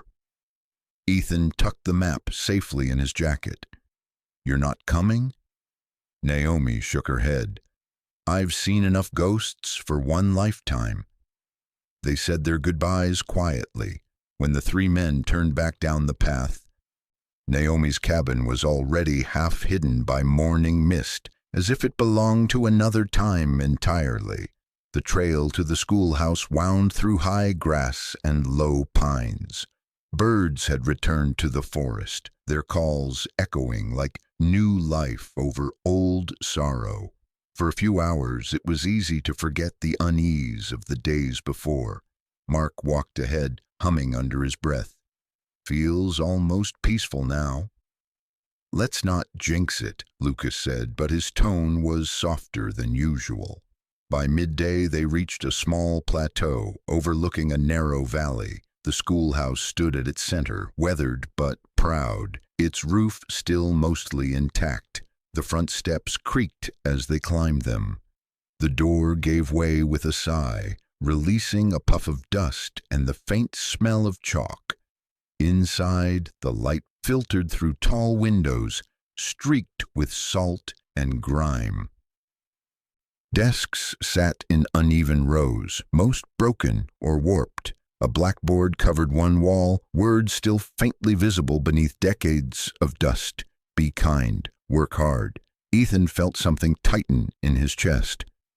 Kids learned here, he said quietly, while their parents worked the docks. Lucas ran his hand along a row of desks. And then one day they all left. No ceremony, no closure. In the corner, a wooden cabinet had collapsed, spilling papers and books across the floor. Ethan knelt to gather what was left. Most pages were unreadable. Ink melted into the paper, but one set of envelopes had survived, sealed inside a tin box. He opened the first. It was a letter, never sent, dated June 14th, 1949. The handwriting was elegant, deliberate. Dearest Clara, the company says the noise in the valley is just the wind through the mines, but we all know better. The ground moves sometimes. Last night, even the lamps swayed when there was no breeze. If we leave before Sunday, we can reach Homer by boat. Don't wait for me if I'm late. Just go. Ethan folded it carefully. The second letter was shorter. To anyone who finds this, forgive us for leaving the dead unburied. The tide rose faster than we could run. He read it aloud. The words hung in the air like dust motes caught in light. Mark swallowed hard. They were running from something real, whatever it was. Panic like that doesn't come from stories. Lucas crouched beside him, scanning the floor. If the tide was that high, these tunnels must connect to the bay. Maybe that's what destroyed everything, flooding from below. Ethan nodded slowly. Or something that came with it. They spent the rest of the afternoon sorting through papers, maps, and rusted instruments. Most of it told the same story: prosperity, then silence. It was as if time itself had chosen to stop in 1949. When they stepped outside again, the valley glowed gold under the setting sun. For the first time, Ethan felt a strange affection for this broken place. It wasn't just haunted, it was forgotten, left without a chance to explain itself. Mark picked up a piece of driftwood and tossed it into the air. So what do you think really happened? He asked. Flood? Earthquake? Some giant hermit scaring everyone off? Ethan smiled faintly. Maybe all of it. Maybe none. Maybe people just reached their breaking point and couldn't bear one more strange sound in the dark. Lucas looked toward the sea. Then what do we tell people when we get back? The truth, Ethan said. That we found a story worth remembering. That night they camped beside a small lake north of the schoolhouse. The water reflected the sky so perfectly that it looked like another world below their feet. Crickets chirped, wind sighed through the reeds, and the peace felt earned. Mark roasted the last of their dried fish over the fire. You think Naomi will ever come back to town? Ethan shook his head. She doesn't need to. She already knows the ending. Lucas leaned back against his pack. And what about us? We staying another night or heading out tomorrow? Ethan watched the ripples spread across the lake. Tomorrow. One more look at the cliffs, then we go home. The conversation drifted off after that. One by one they fell asleep to the rhythm of the wind. Ethan woke once in the middle of the night. The fog had rolled in again, gentle and thin, curling over the surface of the lake. It wasn't ominous this time. It looked almost peaceful, like the land was finally exhaling. He listened, not for footsteps or whistling, but for the quiet heartbeat of a place learning to rest. And for the first time since arriving, he felt no fear, only understanding. Some mysteries didn't need solving, they needed witnesses. He whispered to the fog, not knowing why. "We remember you." Then he closed his eyes and slept. When morning came, the fog had lifted completely. The bay below shimmered under a clear sky, and the cliffs stood calm and silent. The town of Portlock, or what was left of it, looked almost beautiful from a distance. They packed their things and started down the trail. At the edge of the forest, Ethan stopped and glanced back one last time. A shape stood near the lake's far bank, tall, still, too distant to identify. The sunlight caught on it for just a moment before it faded into the trees. He didn't mention it to the others. Some things, he decided, were better left apart to mystery. As they disappeared into the woods, the valley grew quiet again. Only the wind remained, whispering through the trees like a language older than fear. And somewhere far beneath the cliffs, in the deep tunnels of the cannery, a faint vibration pulsed. Not a threat, not a warning, just the steady heartbeat of the earth remembering what once lived above it. The wilderness had reclaimed Portlock, but it had not forgotten. The rain in Anchorage felt different, civilized, predictable, almost comforting. Ethan watched it streak the cafe window, a world away from the endless gray of Portlock, the hum of traffic, the hiss of espresso machines, the chatter of people who'd never heard the name Dogfish Bay. It should have been grounding. Instead, it felt unreal. Across the table, Mark stirred his coffee without drinking it. "You realize nobody's gonna believe us," he said. Lucas, still wearing his worn field jacket, didn't look up. "Then we find proof they can't ignore." Ethan laid the salvaged relics on the table between them. Naomi's map, the charm carved with spiral lines, the weathered journal from the cannery, and the letters from the schoolhouse. They looked small and harmless now, like souvenirs instead of evidence of a forgotten tragedy.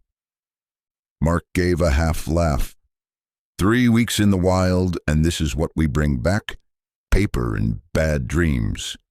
"Stories matter," Ethan said quietly. "We just have to make people listen." He already knew where to start. The Alaska Historical Records Office downtown kept archives of every settlement founded before statehood. If Portlock had ever been official, its name would appear there. And maybe the names from Miller's journal, the ones marked missing. The archives occupied the basement of an old courthouse. The air smelled of paper and dust, the kind of place where history waited patiently. The clerk on duty, a middle-aged man with half-moon glasses, barely looked up when they entered. "Research." "Portlock," Ethan said. "Kenai Peninsula, mid-1900s. The clerk frowned. "You're not the first ones to ask." He shuffled toward a filing cabinet. "That town's something of a rumor. A lot of old fishermen talk about it. Officially, it was just a cannery site that closed in '49. He returned with a ledger and spread it open. Names, dates, payroll figures. Ordinary until the last page. Across it, in a hurried scrawl, someone had written, "Operations suspended. Personnel relocated. No further record." Lucas leaned over the book. "Relocated where?" The clerk shrugged. "No clue. Paper trail ends right there." Ethan copied the coordinates listed in the margin. A precise location near the cliffs.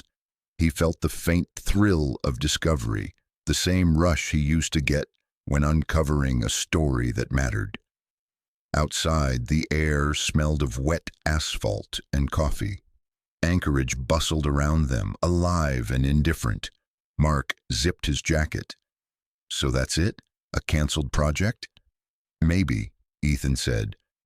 But somebody made sure the rest disappeared. They spent the next few days piecing together fragments. Newspaper archives, census records, local library microfilm. Each night their motel room filled with notes and maps taped to the walls. A pattern began to emerge. In 1948, a sudden drop in salmon production had crippled several canneries along the coast, except Portlock, which somehow increased its output that year. The following spring, half the crew vanished and the plant shut down. No bodies, no survivors, no official cause. Lucas tapped a photo clipped from an old Anchorage Press article. "Here, that's Miller. He's listed as supervisor of operations. Same signature as in the journal." Ethan scanned the caption. "Miller praises new underground storage facility designed to improve preservation." Mark whistled. Storage facility. Or tunnels. They sat in silence for a moment, the hum of the motel's neon sign filling the gap. Ethan rubbed his temples. Whatever they built under that cliff wasn't just for fish. They found something, and then tried to hide it. Lucas looked up. "You think that's what Naomi meant? They woke it?" Ethan didn't answer. The idea had haunted him since the night they left her cabin. On the fourth day, a knock came at their door. A woman in a Park Service uniform introduced herself as Renee Lowell, an environmental investigator for the state. "I heard you're researching Portlock," she said. "That's unusual these days." Ethan invited her in. She studied their wall of notes without comment, then pulled a folded map from her satchel. "I was stationed near the Kenai coast last year. We found irregular readings around Dogfish Bay, magnetic shifts, vibrations underground. Nothing dangerous, but strange enough to notice." Lucas leaned forward. "You think it's seismic?" "Possibly," she said, "or something man-made buried deeper than we expected." She hesitated, then handed Ethan a photograph. A drone image of the bay. The ruins of the cannery were visible, but so was something else. A geometric outline beneath the water, like a sunken structure larger than any building above it. "What is that?" Mark asked. Renee shook her head. "We don't know. The water's too rough to dive safely, but if you're looking for answers, that's where they'll be." She left them with the photo and a warning. "If you go back, be careful. The tides there change faster than you can imagine." When the door closed, Ethan stared at the image. The shape beneath the water looked deliberate. Angles too clean, lines too precise for nature. "Looks like a foundation," Lucas murmured. "Maybe the start of a second facility." "Or the end of the first," Ethan said. That night, Ethan couldn't sleep. Rain beat softly against the window, the steady rhythm both soothing and unsettling. He sat at the small table, flipping through Miller's journal again. Between two pages he hadn't noticed before, a scrap of paper was wedged, a rough sketch of the bay with a circle drawn offshore and 3 words written beside it. "The eye below." Ethan felt a chill that wasn't from the weather. He woke the others. "It's not just tunnels. There's something under the water, and Miller knew it." Mark groaned, rubbing his eyes. "Please tell me you're not suggesting another trip." Ethan met his gaze. "If we stop now, this story dies again. You saw what happened last time the truth stayed buried." Lucas looked at the photograph on the table, then back at Ethan. "One more trip," he said finally. "But we do it right this time. equipment, permits, everything. Ethan nodded. Agreed. He looked out the window at the city lights shimmering on wet pavement. Somewhere far south, the cliffs of Portlock waited beneath another kind of light, the gray that never truly left. He whispered to himself, "We're coming back." The rain answered with a steady rhythm, like the heartbeat of a mystery that refused to fade. Preparations for the return trip took longer than Ethan expected. Back in Anchorage, it was easy to lose urgency between the dull rhythm of city noise and the ordinary comfort of modern life. Yet every time he looked at the map Naomi had given him, the coastline seemed to pull him back. Portlock wasn't finished with them. Lucas handled logistics, satellite phones, weather-resistant tents, and a small aluminum boat equipped with sonar.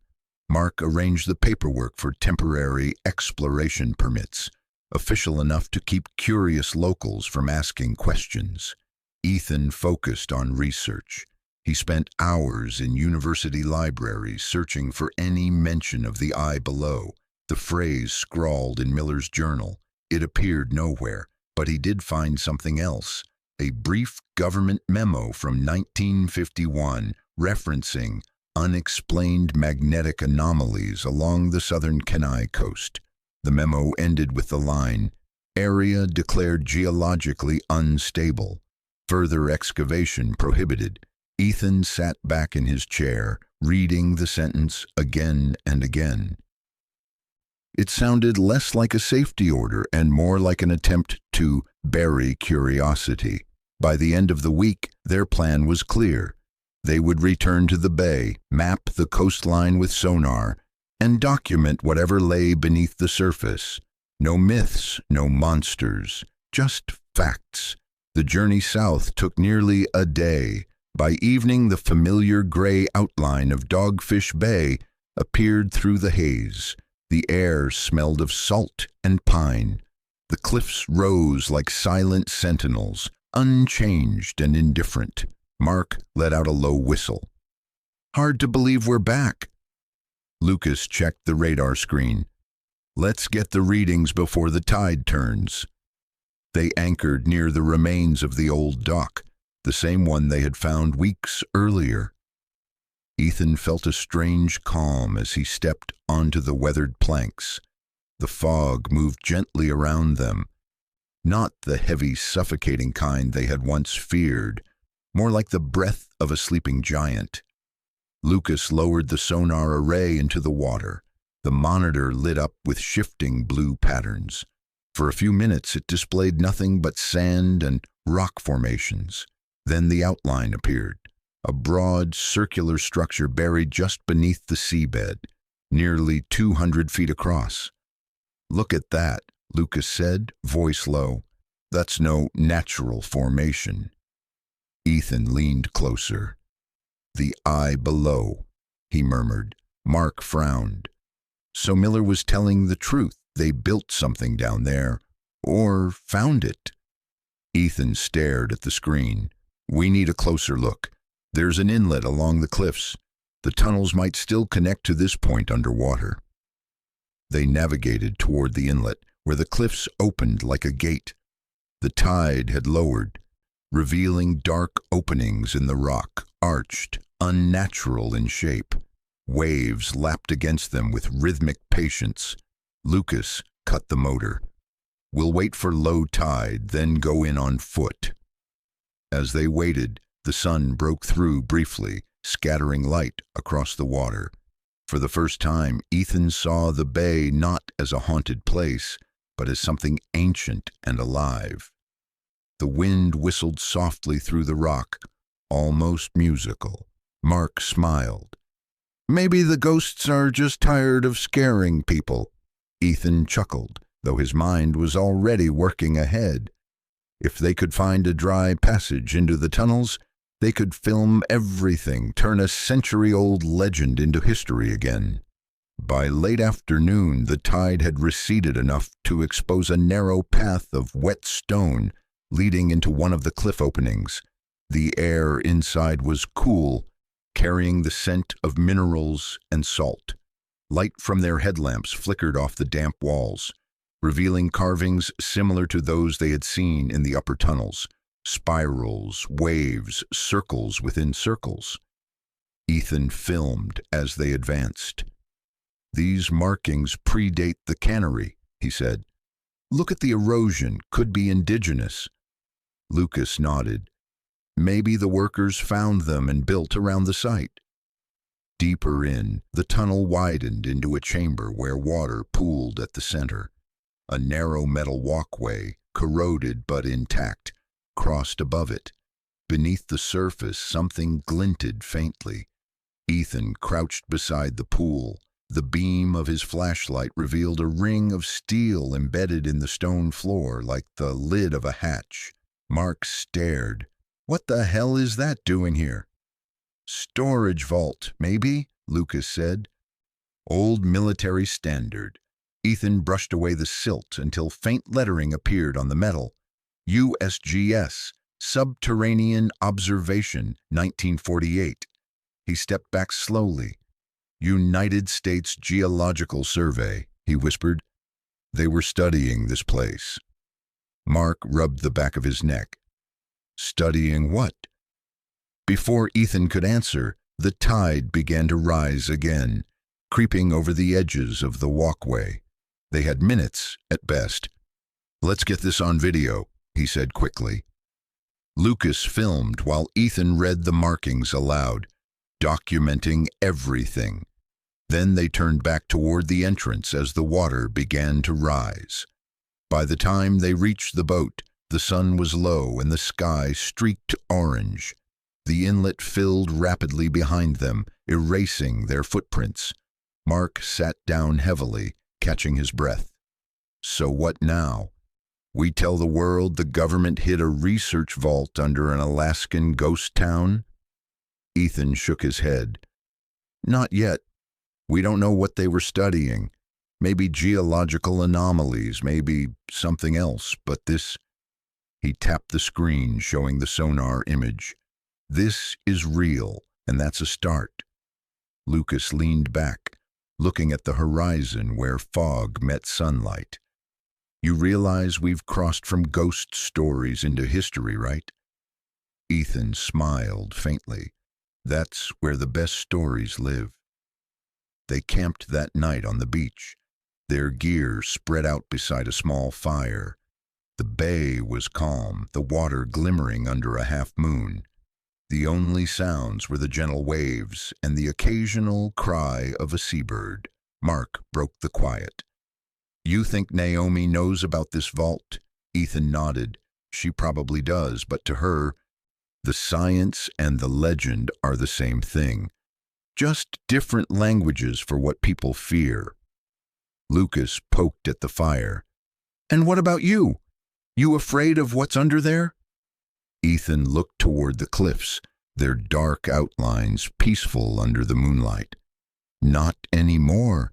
I think the real danger isn't what's buried, it's forgetting why it was built in the first place." The flames flickered, casting their shadows long across the sand. For the first time, the mystery didn't feel like a weight pressing down on them. It felt like a bridge between the past and the present, between truth and belief. And as the tide rose gently around the rocks, Ethan realized something simple yet profound. Portlock had never vanished. It had only been waiting for someone to listen. 2 weeks later, Anchorage was gray again. The city's noise felt louder after so much time, with only wind and waves for company. Ethan's tiny apartment had become their makeshift headquarters. Maps, sonar prints, photographs from the cliffs, all of it covered the table like pieces of a puzzle that almost fit. Mark poured coffee for the group. "So how do we tell this story without sounding like we've lost our minds?" "By sticking to what we can prove," Ethan said. "No myths, no monsters. We show the data, the government markings, the sonar image of the vault. We let the facts speak." Lucas scrolled through the footage on his laptop. We could build the presentation around time. Start with 1948, the building of the cannery, and move forward to the present. Let people see the pattern. Ethan nodded. Yes, a story about memory and silence. That phrase stayed with him. Memory and silence. The two things Portlock had in abundance. And their first audience was small. A handful of historians, a journalist from a regional magazine, and Renee Lowell from the Park Service. The presentation took place in a borrowed university lecture hall, the projector humming softly as the lights dimmed. Ethan began with photographs of the bay, the fog, the cliffs, the abandoned buildings. He spoke calmly, guiding the audience through the geography, the cannery's short history, the sudden closure in 1949. Then he displayed the sonar image, the perfect circle beneath the water. This, he said, is real. The structure lies roughly 80 feet below the surface. It matches no natural formation recorded along this coast. And according to archived field notes from the U.S. Geological Survey, an observation project existed here briefly before statehood. He showed Miller's journal, the warning notes, and the government memo declaring the area geologically unstable. When the lights came up, the room was quiet. Renee spoke first.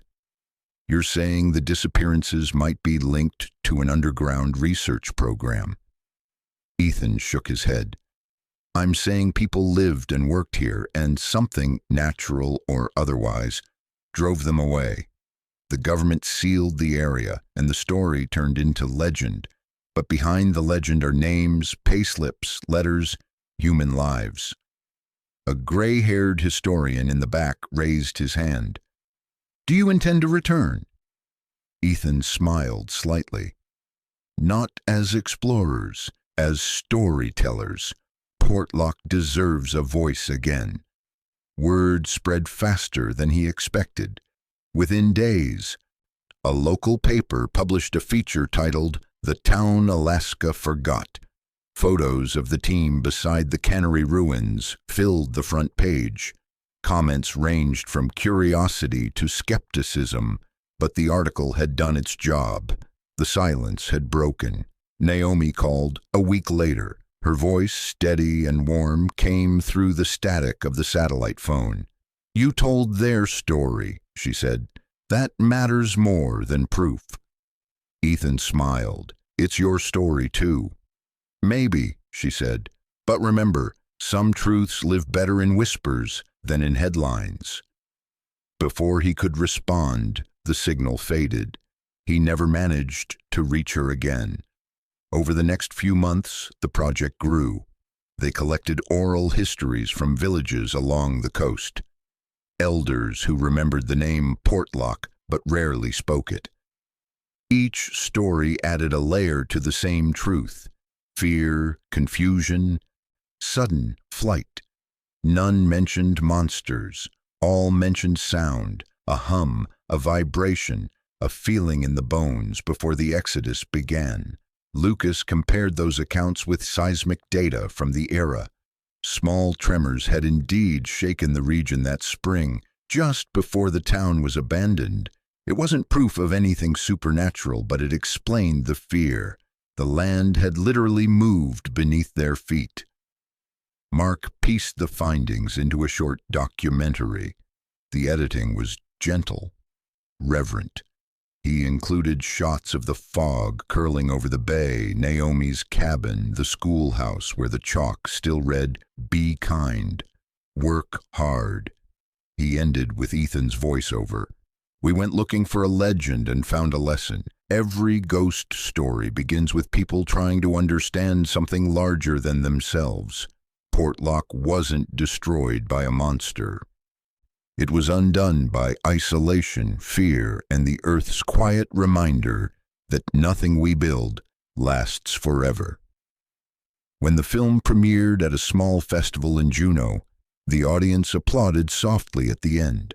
No screams, no shock, just reflection. Afterward, a woman in her 60s approached Ethan. She introduced herself as Clara Miller, granddaughter of the foreman whose journal they had found. "My grandfather never came home," she said. "Thank you for giving him a place in history again." Ethan felt something loosen in his chest, a sense of closure that words couldn't name. That night, the three of them sat on the harbor wall, watching the boats drift across the dark water. City lights shimmered in the reflection, dancing like memories just out of reach. Mark broke the silence first. "Think we'll ever know what's really down there?" Ethan smiled. "Maybe someday, maybe we already do. It doesn't need to be explained to matter." Lucas nodded. "You realize we turned a ghost story into a history lesson." "That's how truth survives," Ethan said, "one retelling at a time." The wind carried the faint smell of salt and rain. For a moment, Ethan imagined he could hear the ocean echoing against the cliffs miles away, the same rhythm he'd heard that final night in the bay. Not a hum this time, but a heartbeat, slow, steady. Portlock, forgotten by maps, remembered by people. He closed his notebook, content to let the story rest where it belonged, halfway between mystery and memory. The summer after the film's release, Anchorage felt different. People recognized Ethan now. Strangers stopped him in cafes to ask about the ghost town that wasn't. Some offered family stories, others theories, but every conversation carried the same curiosity. What still sleeps under the bay? The attention surprised him. What began as three friends chasing a rumor had become part of Alaska's cultural memory. College students wrote essays about Portlock. Travel magazines printed quiet photographs of the fog-wrapped cliffs.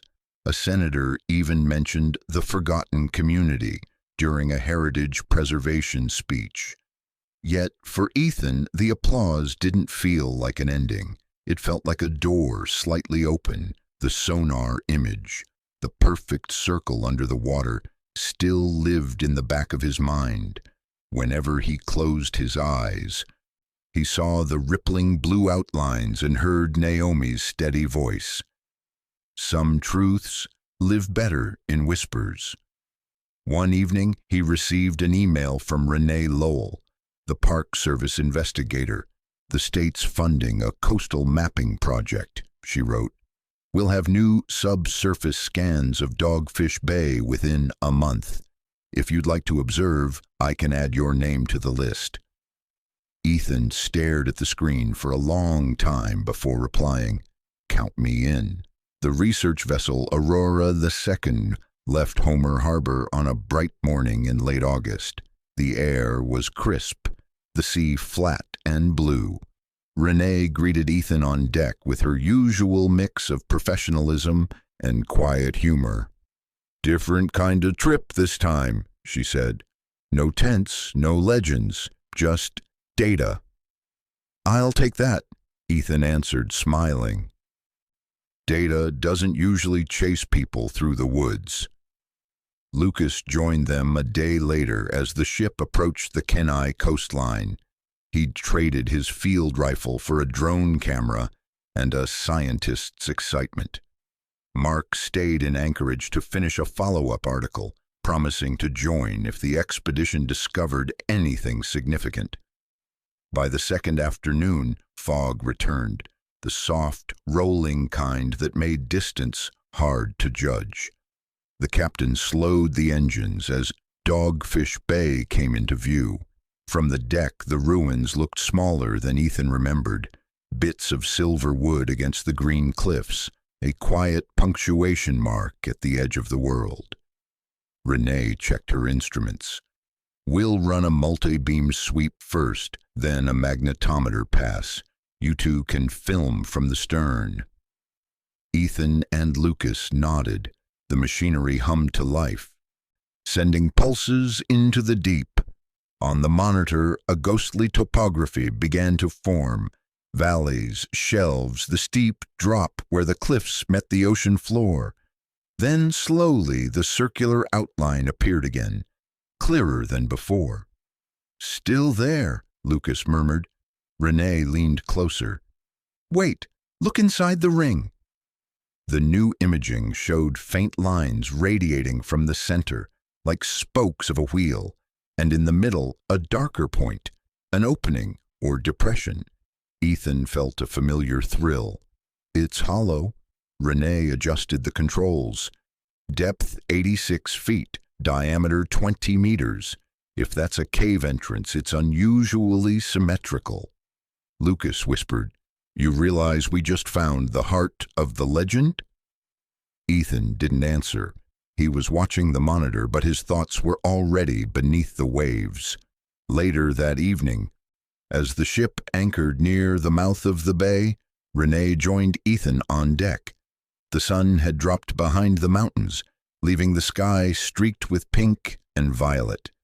The sea was calm, almost mirror-like. "I've been reading your notes," she said, "about Naomi Reed and her family's stories, the stolen one. Do you think they might have been describing this structure in symbolic language?" Ethan smiled faintly. "Maybe. Maybe the humming they heard was just the sea moving through a hollow chamber, and a people with no instruments gave that sound a face, a name. They turned science into spirit." Renee nodded. "That's how most myths start. Fear first, poetry later." He looked out over the water. "If we prove this is geological, it doesn't erase their story. It just tells the same truth in a different language." She studied him for a moment. "You ever think you were meant to find this place?" Ethan laughed softly. "I think the place found us." The next morning, the Aurora 2 launched a small submersible drone into the bay. Its lights cut through the green gloom as it descended. On the control screens inside the cabin, the seabed emerged. Rocks coated in silt, schools of fish scattering in brief silver bursts. Then the drone reached the circular depression. The cameras revealed a ring of metallic fragments, half buried in sand, rusted steel, perhaps remnants of a reinforced structure. A square panel jutted from one side, its edges clean enough to suggest design rather than accident. Renee's voice was steady. "That's construction, not geology." Lucas zoomed the camera. "Wait, there's lettering on the panel." Salt and time had eaten away most of it. But one line remained visible. "Portlock Research Site, 1948, USGS Division C." Ethan exhaled. "They built it, they called it research, and then they buried it." Renee tapped a key to capture high-resolution images. "We'll analyze these later, but this confirms something official operated here." As the drone rose toward the light, Ethan watched the feed until the circular structure faded into blue. He felt no dread, only awe. For the first time, the legend and the facts stood side by side, without fighting each other. That night, the crew gathered in the galley for a modest celebration. Laughter mixed with the clinking of mugs. Someone played a harmonica, its simple tune echoing softly against the hull. Ethan sat by the window, notebook open, writing the line that had been forming in his head all day. Sometimes the ocean keeps our secrets not to hide them, but to give us time to grow ready for the truth. He smiled, closed the book, and watched the moon rise over the calm water. For the first time since Portlock had entered his life, the sound beneath the waves no longer felt like a warning. It felt like a welcome, an echo of the past meeting the present in peace. When the Aurora 2 returned to port, word of the discovery spread faster than anyone expected. The state's geological department confirmed the sonar readings. and released a short press statement. Preliminary data indicates the remains of a mid-20th century coastal research installation near Dogfish Bay. It was just 2 sentences long, but that was enough. The mystery of Portlock had officially shifted from folklore to history. Ethan stood on the dock, watching reporters and camera crews gathering near the ship. Lucas was already surrounded by a small crowd, explaining the sonar images, his voice animated. Renee spoke calmly to a group of environmental officials, pointing out sections of the bay on a map. For the first time, Ethan didn't rush to speak. He simply watched, the salt air cool on his face. Something in him felt complete, not the thrill of solving a riddle, but the quiet satisfaction of giving truth back to the people it belonged to. A few weeks later, the University of Alaska hosted a symposium titled Echoes Beneath the Waves, Rediscovering Portlock. The auditorium filled with students, journalists, and lifelong Alaskans who had grown up hearing fragments of the story. On the stage behind Ethan, a massive screen showed images from the expedition, the sonar scans, underwater photographs, and the faded lettering on the steel plate, Portlock Research Site, 1948. When it was his turn to speak, Ethan stepped up to the podium and paused before the microphone. The room quieted. "I used to think Portlock was a ghost story," he began, "a place swallowed by fear and superstition. But the truth is simpler and maybe sadder. It was a place built on hope, a town that believed in industry, in science, in the promise of progress. And when that promise broke, they left. The story that followed was how the land remembered them." He clicked to the next slide. Naomi's map, scanned and displayed for everyone to see. This, he continued, was drawn by a woman who never stopped living there. Naomi Reed kept that land alive with her stories, her warnings, her care. To her, Portlock wasn't cursed. It was sacred. A hush settled over the room. He showed the footage of the underwater structure, the drone's slow orbit around the circular vault. "We found proof that a government study took place here in 1948, likely measuring magnetic activity along the coast. When it ended, the facility flooded and was forgotten. But the people who lived above it, those families, those workers, were never recorded in any official archive, until now." He let the final image linger, the sun rising over the bay, the fog lifting from the cliffs. "Portlock was never a warning," Ethan said softly. "It was a memory, a reminder that stories, especially the ones told in whispers, are just another way for history to ask us to listen." When the applause came, it wasn't loud. It was the kind of applause that carried weight, like gratitude. After the symposium, reporters asked if he believed in the supernatural. Ethan smiled. "I believe in people," he said, "and in the things they leave behind." His words appeared in newspapers across the state. The legend of Portlock shifted once more, transforming from ghost tale to story of endurance. Tourists began to visit the region again, not thrill seekers looking for monsters, but families tracing their roots, artists painting the misty cliffs, students documenting the ruins for class projects. Local tribes spoke of reconnecting with ancestral fishing grounds that had been abandoned for decades. Even the state announced plans to preserve what remained of the cannery site as a heritage location. A small plaque would be placed there, not to commemorate tragedy, but to honor the community that once thrived where wilderness now stood. Ethan, Lucas, and Renee were invited to consult on the project. Returning to Dogfish Bay that summer felt different. The fog still rolled in from the ocean, but the silence was peaceful now. a silence filled with presence, not absence. As they walked through the grass that had overgrown the cannery foundations, Ethan thought of Naomi's words. The land remembers. He could almost hear it now, not a hum, not a warning, but a heartbeat underfoot. Renee stopped beside one of the surviving wooden posts. "Hard to imagine hundreds of people living here," she said. Ethan nodded.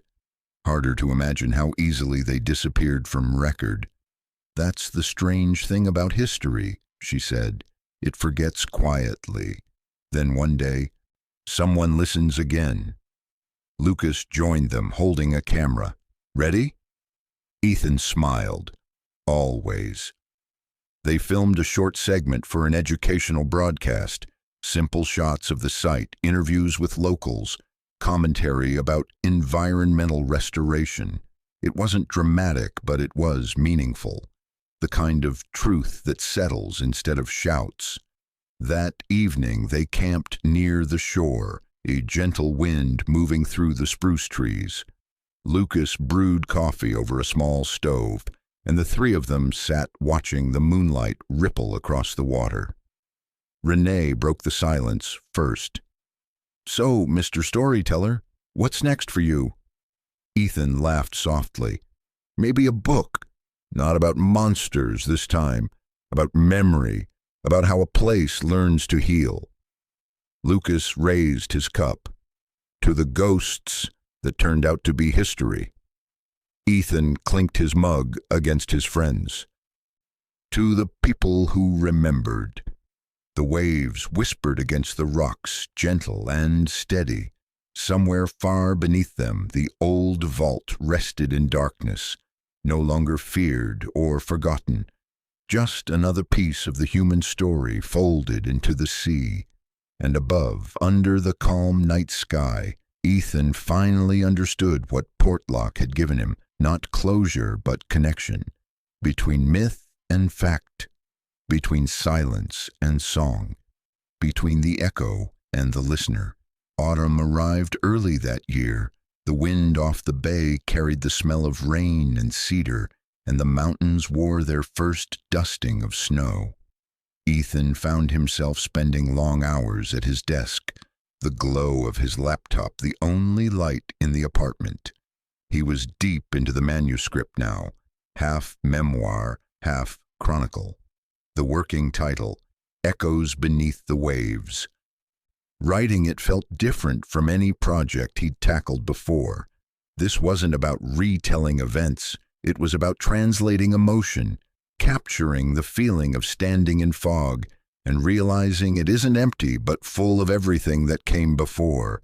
Some nights, when words wouldn't come, he played the recordings Lucas had taken on the Aurora II. The hum of the sonar, the creak of the ship, the soft rhythm of the sea, it all pulled him back to Dogfish Bay. He still heard Naomi's voice sometimes, unbidden. "You can't fight what doesn't belong to your world." Only now the sentence felt less like a warning and more like wisdom, an invitation to respect the mysteries we can't own. One evening, a letter arrived. The envelope was old-fashioned, addressed by hand, the ink slightly smudged. Inside was a short note from someone named Rachel Keel. "Dear Mr. Cole, my grandmother was Melania Helen Keel. I saw your documentary, and it moved me more than I can say. She told stories about a woman named Naomi who lived alone by the coast. I believe that might be the same Naomi Reed you met. My family still keeps a few of her letters. If you're interested, I'd be honored to share them with you. Sincerely, Rachel Keel." Ethan read the letter twice, heart thudding. He called the number listed at the bottom, and a warm voice answered almost immediately. "Mr. Cole, this is Rachel. I didn't think you'd call so quickly." "Please," he said, smiling, "call me Ethan. And yes, I'd really like to see those letters." They arranged to meet 2 days later in Seward, a small coastal town where Rachel taught history at a local college. Rachel met him at a cafe near the docks. She was in her 40s, with kind eyes and a laugh that came easily. Over coffee, she opened a leather folder and spread several yellowed pages across the table. "These were written in the early 1950s, she said. "Naomi sent them to my grandmother after she moved inland. I think they kept in touch for a few years." Ethan handled the papers carefully. Naomi's handwriting was strong but elegant, confident strokes that revealed more life than age. The first letter began with a simple line: "The fog has been kind this year. It covers what it must and shows what it should." Ethan smiled faintly. That sounded exactly like her. Further down the page, Naomi wrote about the land, how she tended the soil where the old post office once stood, how she planted wildflowers along the graves near the ridge, how she sometimes felt the earth breathe under her feet. "I think the land forgives faster than people do," one line read. "It just needs someone to stay long enough to listen." Rachel leaned forward. "She wasn't a recluse, you know. She was something like a caretaker. When I read your story, I realized she never stopped protecting that place." Ethan nodded slowly. "She didn't just live there, she made sure it remembered itself." Rachel smiled. "Exactly, and she passed that to you, whether you realize it or not." They talked for hours, about Naomi, about the lost community, about the fragile line between history and myth. By the time Ethan left, dusk had turned the harbor silver, and he carried the letters as if they were something sacred. That night, back in his hotel room, he reread them all. One stood out, a letter dated May 1954. "Sometimes I think the bay is not haunted but lonely. People speak of curses when what they really mean is memory. I stay because someone should remember, even if no one else comes back. But I'm not afraid anymore. The fog and I made peace. It knows my name now." Ethan read the last sentence aloud, his voice barely a whisper. "It knows my name now." He sat in silence for a long time, feeling the weight of it. Naomi hadn't just survived the isolation, she had learned to belong to it. He realized, suddenly and unexpectedly, that he envied her. Weeks passed as he finished the book. He included Naomi's letters in the final chapter, framing them as the emotional core of the story, a testimony to resilience, to listening, to the quiet courage of remembrance. When he turned in the manuscript, his editor wrote back almost immediately, "It's beautiful. It's not a ghost story. It's a love letter to Alaska." That comment stayed with him. Maybe that was what he'd been writing all along, not about fear or discovery, but about love, the kind that binds people to land, memory to myth, sound to silence. Months later, Echoes Beneath the Waves was published. Reviews called it a haunting meditation on memory and place, and a story that teaches peace instead of fear. The book didn't make Ethan famous, but it reached the right people, teachers, historians, and readers who wanted to understand how legends become truths. He received letters from former residents' families, each sharing small fragments, photographs, recipes, diary pages. Every story added color to the gray silhouette that Portlock had once been. Lucas teased him one afternoon, flipping through a copy of the book. "You realize you turned an unsolved mystery into a philosophy class, right?" Ethan grinned. "Good. Maybe the world needs fewer answers and more listening." Lucas nodded thoughtfully. Naomi would have liked that. Ethan looked out toward the horizon, where the line between sea and sky blurred into the same shade of blue-gray. "Yeah?" he said softly. "I think she would." The invitation came unexpectedly, a letter from the local historical society in Nanwalek. They were organizing a ceremony to dedicate the new Portlock heritage site, a small memorial near the old cannery foundations. They wanted Ethan to speak. He almost declined. For months he had been content to let the story rest, to let others carry it forward. But the letter ended with a simple line that changed his mind. Naomi Reed's family will attend. And so, on a calm June morning, Ethan found himself driving the narrow coastal road toward the Kenai Peninsula once again. The same mist clung to the trees, the same smell of salt and spruce in the air, but this time it felt like a welcome. The memorial site was simple. A polished stone plaque stood among wildflowers overlooking the bay. The inscription read, Portlock, Alaska, 1899 to 1949. To the families who built their lives here, and to those who remember. A small crowd gathered, descendants of former residents, local officials, and a few curious travelers. Lucas stood beside the camera crew, setting up quietly. Rachel Keel was there too, holding a framed photograph of Naomi. Ethan walked to the edge of the clearing where he could see the water glinting through the fog. For a moment he imagined Naomi standing beside him, shawl drawn tight, watching as history finally spoke her name aloud. When it was time, he stepped to the microphone. The wind brushed his hair, carrying the faint scent of the sea. Years ago, he began, I came to this place looking for a legend.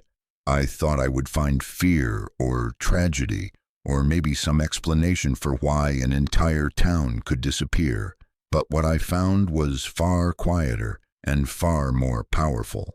I found memory. He paused, letting the words settle in the air. Portlock didn't vanish overnight. It lived, it worked, it dreamed. And when those dreams ended, the people carried them elsewhere. What remained wasn't a ghost story. It was a conversation between land and sea, between those who left and those who stayed. Naomi Reed stayed. She listened, and because she listened, we are here today. He looked toward Rachel, who smiled through tears. I once asked her why she never left, Ethan continued. She said, because the fog knows my name now. I think she meant that we all belong somewhere, even to the places that others fear. When we listen long enough, they start to recognize us too. The breeze grew stronger, carrying the sound of waves against the rocks. Ethan's voice softened. So if there's one thing this story has taught me, it's that silence is not emptiness. It's space waiting to be remembered. And when we choose to listen to each other, to the land, to the echoes beneath the waves, we bring the past home again. He stepped back. The crowd was silent for a long moment before the applause began. Gentle, genuine. A child placed a bouquet of wildflowers at the base of the stone. Someone started humming an old tune, low and sweet. Ethan closed his eyes and let the sound wash over him. Later, after most people had left, he stayed behind. The fog was rolling in again, soft and silver. Lucas packed the equipment nearby, giving Ethan quiet space. Ethan took something from his pocket, a small carved charm, the one Naomi had given him on that first night years ago. The wood was smooth now, worn by time and touch. He knelt beside the plaque and placed it at its base. For you, he whispered, for all of you. A light breeze stirred the grass. Somewhere far below the sea sighed, a long, low sound, not haunting but peaceful. Ethan could almost imagine the land exhaling after decades of holding its breath. He looked out over Dogfish Bay one last time. The fog parted briefly, revealing the cliffs, the calm surface of the water, and the faint outline of the old cannery ruins. The place looked smaller than it had in his memory, but somehow more alive. Lucas joined him. "You okay?" Ethan nodded. "Yeah, I think it's finally quiet." Lucas smiled. "Then let's keep it that way." They stood together for a while, listening to the steady rhythm of the sea. It sounded like breathing, like a story finding its final sentence. As they turned to leave, Ethan glanced back one last time.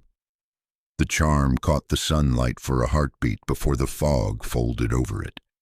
In that moment, he didn't feel like he was saying goodbye. He felt like he was returning something home. On the drive back to Anchorage, the road curved along the edge of the mountains. The radio played softly, a local folk singer's voice weaving through the static. Ethan rolled down the window, letting the wind carry in the smell of rain.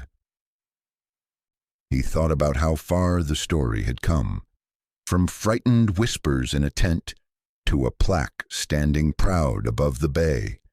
He thought about Naomi, about the families who had fled, about the hum that was never a warning but a memory.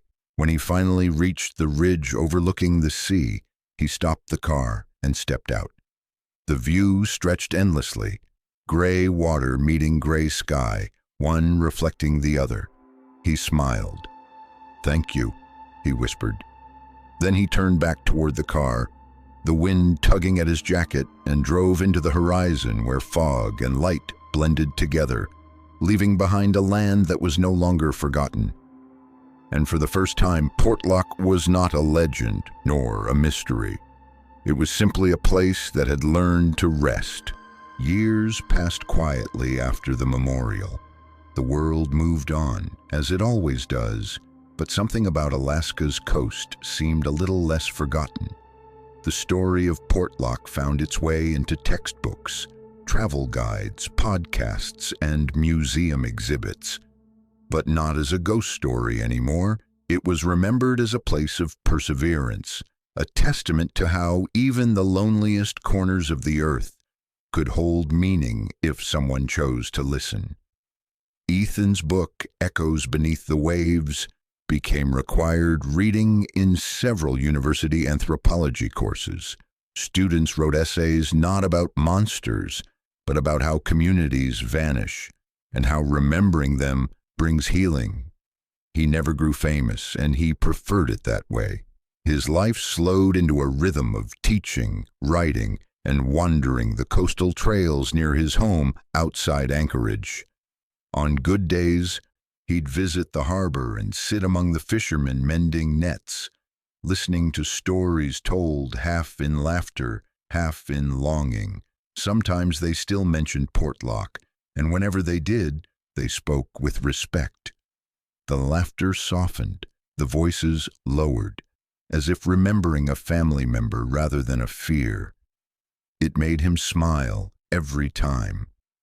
One crisp autumn morning, Ethan stood in his study surrounded by sunlight slanting through the window. Boxes of letters and photographs lined the floor, correspondence from readers across Alaska and beyond.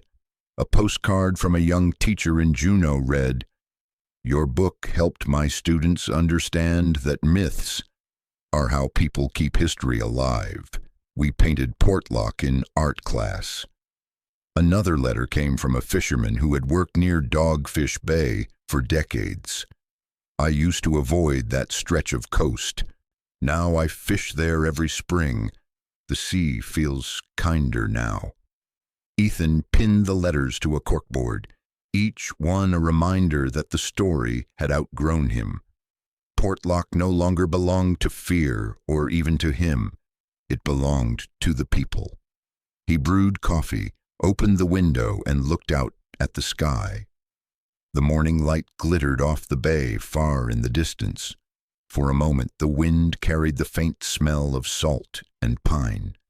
And though he knew it was impossible, he thought he heard the soft echo of Naomi's voice. "The fog knows my name now." That winter, Ethan received an invitation from the Alaska Heritage Foundation. They were curating a new exhibit on communities of memory, a collection of artifacts from towns lost to time. The foundation wanted him to serve as curator for the Portlock section. He hesitated at first. The idea of revisiting those artifacts stirred something deep inside him. Not fear, but reverence. Still, he agreed. Months later, he stood in a bright gallery hall filled with soft, ambient light. The exhibit was simple. Photographs of the old town, the rusted fishing tools salvaged from the shore, and Naomi's wooden charm, carefully preserved in glass, its carved spiral faint but visible. Visitors moved slowly through the space, reading plaques, whispering to each other. Children asked questions. An elderly couple held hands as they studied the faded letters from the schoolhouse.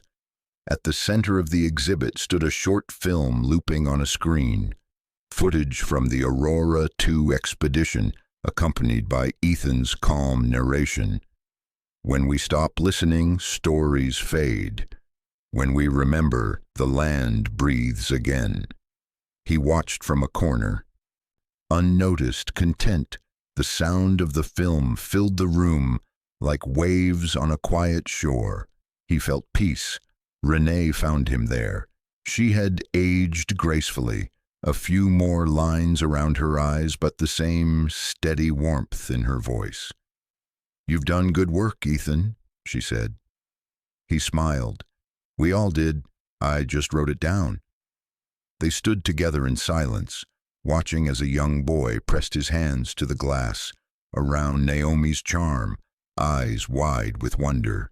Renee nodded toward him. "Looks like the next generation's already listening." Ethan's voice was soft. "That's all I ever wanted."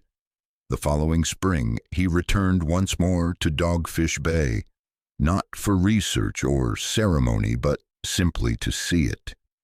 He arrived alone, driving the long, winding road through the forest. The air was warmer than he remembered. Wildflowers covered the slopes where the cannery once stood, and the fog rolled gently across the surface of the water like a living thing, slow and kind. He followed the familiar trail past the memorial stone, down toward the shoreline. The tide was low, revealing the curve of the cliffs and the glittering wet rocks. At the water's edge, Ethan sat for a long time, sketchbook in hand. He wasn't writing notes or dialogue, just sketching. The horizon, the waves, the fog. Every line felt like a thank you. As he drew, something glimmered among the stones near the tide line. He stood and walked closer. It was a piece of driftwood, smooth and curved, shaped uncannily like the charm Naomi had once given him. He picked it up, turning it over in his hands. A simple swirl pattern, carved faintly by nature or time, ran along its surface. Ethan smiled. "You still watching, Naomi?" he murmured. The wind stirred in response, gentle and warm. He set the driftwood on a flat rock near the waterline, where the tide would reach it soon enough. Then he stepped back, watching as the waves slowly crept closer, lapping against the stone. For a heartbeat, sunlight broke through the clouds, catching the wood and the ripples around it, turning the whole bay into a field of gold. Ethan stood there, silent, watching the light dance.